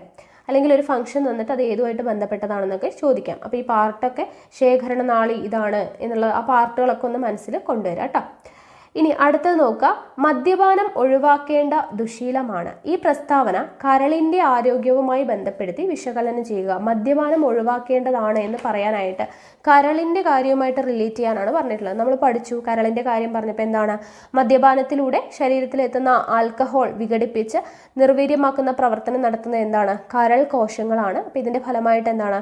കരൾ കോശങ്ങൾക്ക് നാശം സംഭവിക്കുന്നത് അല്ലെ. വിഷാംശ വസ്തുക്കളൊക്കെ കൂടുതലായിട്ട് നശിപ്പിക്കാനുള്ള കഴിവ് ആർക്കുണ്ട്? കരളിനുണ്ട്. പക്ഷേ അതിൻ്റെ ഒരു പുനർനിർമ്മിക്കുന്ന ഒരു കഴിവിനപ്പുറം കോശങ്ങൾ ഉള്ളിലോട്ട് എത്തുന്ന സമയത്ത് കരളിന് ഓട്ടോമാറ്റിക്കലി നാശം സംഭവിക്കുമെന്ന് നമ്മൾ പഠിച്ചു അല്ലേ. അപ്പോൾ മദ്യപാനത്തിലൂടെ ശരീരത്തിലെത്തുന്ന ഈ ആൽക്കഹോളൊക്കെ വിഘടിച്ച് നിർവീര്യമാക്കുന്ന പ്രവർത്തനം നടത്തുന്ന ആരാണ്? കരൾ കോശങ്ങളാണ്. അപ്പോൾ ഇതിൻ്റെ ഫലമായിട്ട് എന്താണ്? കരൾ കോശങ്ങൾക്ക് നാശം സംഭവിക്കാം. ഓക്കെ, അടുത്ത ക്വസ്റ്റ്യൻ എന്താണ്? നമുക്കൊരു ടേബിൾ തന്നിട്ടുണ്ട്. അതിൽ അമോണിയ, യൂറിയ, യൂറിക് ആസിഡ്, അപ്പോൾ ഏതൊക്കെയാണ് മുഖ്യ വിസർജ്യ വസ്തുവായിട്ട് വരുന്നതിനനുസരിച്ചിട്ട് അവിടെ അടയാളപ്പെടുത്താനാണ്. അപ്പോൾ അത് നമ്മൾ നേരത്തെ വേറെയെല്ലാം ജീവികളുടെ പഠിച്ചില്ല, ഞാൻ ജസ്റ്റ് ഇവിടെ പറയാം. അമോണിയ വരുന്നത് ഏതൊക്കെയാണ്? അമീബ, മത്സ്യം. ഓക്കെ, അമോണിയ വിസർജ്യ വസ്തുവായിട്ട് വരുന്ന ഏതൊക്കെയാണ്? അമീബയും മത്സ്യവുമാണ് കേട്ടോ. അമീബ അതുപോലെ തന്നെ മത്സ്യവുമാണ് എന്ത് വരുന്നത്? അമോണിയ വിസർജ്യ വസ്തുവായിട്ട്. ഇനി യൂറിയ വരുന്ന ഏതൊക്കെയാണ്? തവളയും മനുഷ്യനുമാണ് കേട്ടോ. മനുഷ്യന്റെ പോലെ തന്നെ യൂറിയ വിസർജ്യ വസ്തുവായിട്ട് വരുന്ന മറ്റൊരു ജീവി എന്നൊക്കെ ചോദിച്ചു കഴിഞ്ഞാൽ എഴുതാം തവളയും മനുഷ്യനുമാണ് യൂറിയ വിസർജ്യ വസ്തുവായിട്ട്. ഇനി യൂറിക് ആസിഡ് വരുന്നത് ബാക്കിയുള്ള രണ്ടെണ്ണം, അതായത് പക്ഷികളും അതുപോലെ തന്നെ ഷഡ്പദങ്ങളുമാണ് കേട്ടോ. ഓക്കെ, അതൊന്ന് പഠിച്ചു വയ്ക്കാം. അമോണിയ വിസർജ്യ വസ്തുവായിട്ട് വരുന്നത് അമീബ മത്സ്യം, യൂറിയ വിസർജ്യ വസ്തുവായിട്ട് വരുന്നത് തവള മനുഷ്യൻ, യൂറിക് ആസിഡ് വിസർജ്യ വസ്തുവായിട്ട് വരുന്നത് പക്ഷികളും ഷഡ്പദങ്ങളുമാണ്. ഓക്കെ, ഇനി അടുത്തത് ചിത്രം നിരീക്ഷിച്ച് ഉത്തരം എഴുതുക എന്നുള്ളതാണ്. അപ്പോൾ നമുക്ക് ഇതിൻ്റെ പാർട്ടൊക്കെ നമ്മളിപ്പോൾ പഠിച്ചതേ ഉള്ളൂ. ആദ്യത്തെ ചോദ്യം നോക്കുക, എ ബി സി എന്നീ ഭാഗങ്ങൾ തിരിച്ചറിഞ്ഞ് എഴുതുക. എ എന്താണ് നമ്മൾ പഠിച്ചല്ലേ, അഫറന്റ് വെസലാണ്. ബി എന്ന് പറയുന്നത് ഇഫറന്റ് വെസലാണ്. സി എന്ന് പറയുന്നത് ഗ്ലോമറുലസ് ആണ്, നമ്മൾ പഠിച്ചതാണ്. Afferent vessel, efferent vessel, glomerulus, ഇതാണ് 3 പാർട്ട്. ഇവ ഓരോന്നും സൂക്ഷ്മ അരിക്കലിനെ എപ്രകാരം സഹായിക്കുന്നു, നമ്മളിപ്പോൾ പഠിച്ചതേ ഉള്ളൂ അല്ലേ. സൂക്ഷ്മ അരിക്കലിനെ എങ്ങനെയാണ് സഹായിക്കുന്നത്? നമ്മൾ പറഞ്ഞു, രക്തം ഗ്ലോമറൂലസിലൂടെ ഒഴുകുന്ന സമയത്ത് അതിൻ്റെ സുഷിരങ്ങളിലൂടെ സൂക്ഷ്മ അരിക്കലിന് വിധേയമാകുന്നു എന്ന് പഠിച്ചു. അഫറന്റ് വെസലും ഇഫറന്റ് വെസലും തമ്മിലുള്ള വ്യായ വ്യത്യാസം ഗ്ലോമറൂലസിൽ സൃഷ്ടിക്കുന്ന ഉയർന്ന മർദ്ദമാണ് സൂക്ഷ്മ അരിക്കലിനെ സഹായിക്കുന്നു എന്നൊക്കെ പഠിച്ചു അല്ലേ. അപ്പോൾ ഇതാണ് ഗ്ലോമറൂലസും അഫറന്റ് വെസലും ഇഫറന്റ് വെസലും തമ്മിലുള്ള ബന്ധം. എന്താണ്? രക്തം ഗ്ലോമറൂലസിലൂടെ ഒഴുകുമ്പോൾ അതിൻ്റെ സുഷിരങ്ങളിലൂടെ സൂക്ഷ്മ അരിക്കലിന് വിധേയമാകുന്നു. അഫറന്റ് വെസലും ഇഫറന്റ് വെസലും തമ്മിലുള്ള വ്യത്യാസം ഗ്ലോമറൂലസിൽ വ്യാപ്തത്തിൻ്റെ വ്യത്യാസം ഗ്ലോമറൂലസിൽ സൃഷ്ടിക്കുന്ന ഉയർന്ന മർദ്ദം സൂക്ഷ്മ അരിക്കലിന് സഹായിക്കുന്നു എന്നുള്ളതാണ്. ഓക്കെ ആണല്ലോ. അപ്പോൾ ഇത്രയുമാണ് നമ്മുടെ ഈ ഒരു ഭാഗം, വിസർജന വ്യവസ്ഥ എന്ന് പറയുന്ന ഭാഗം കംപ്ലീറ്റ് ആയിട്ടുണ്ട്. അപ്പോൾ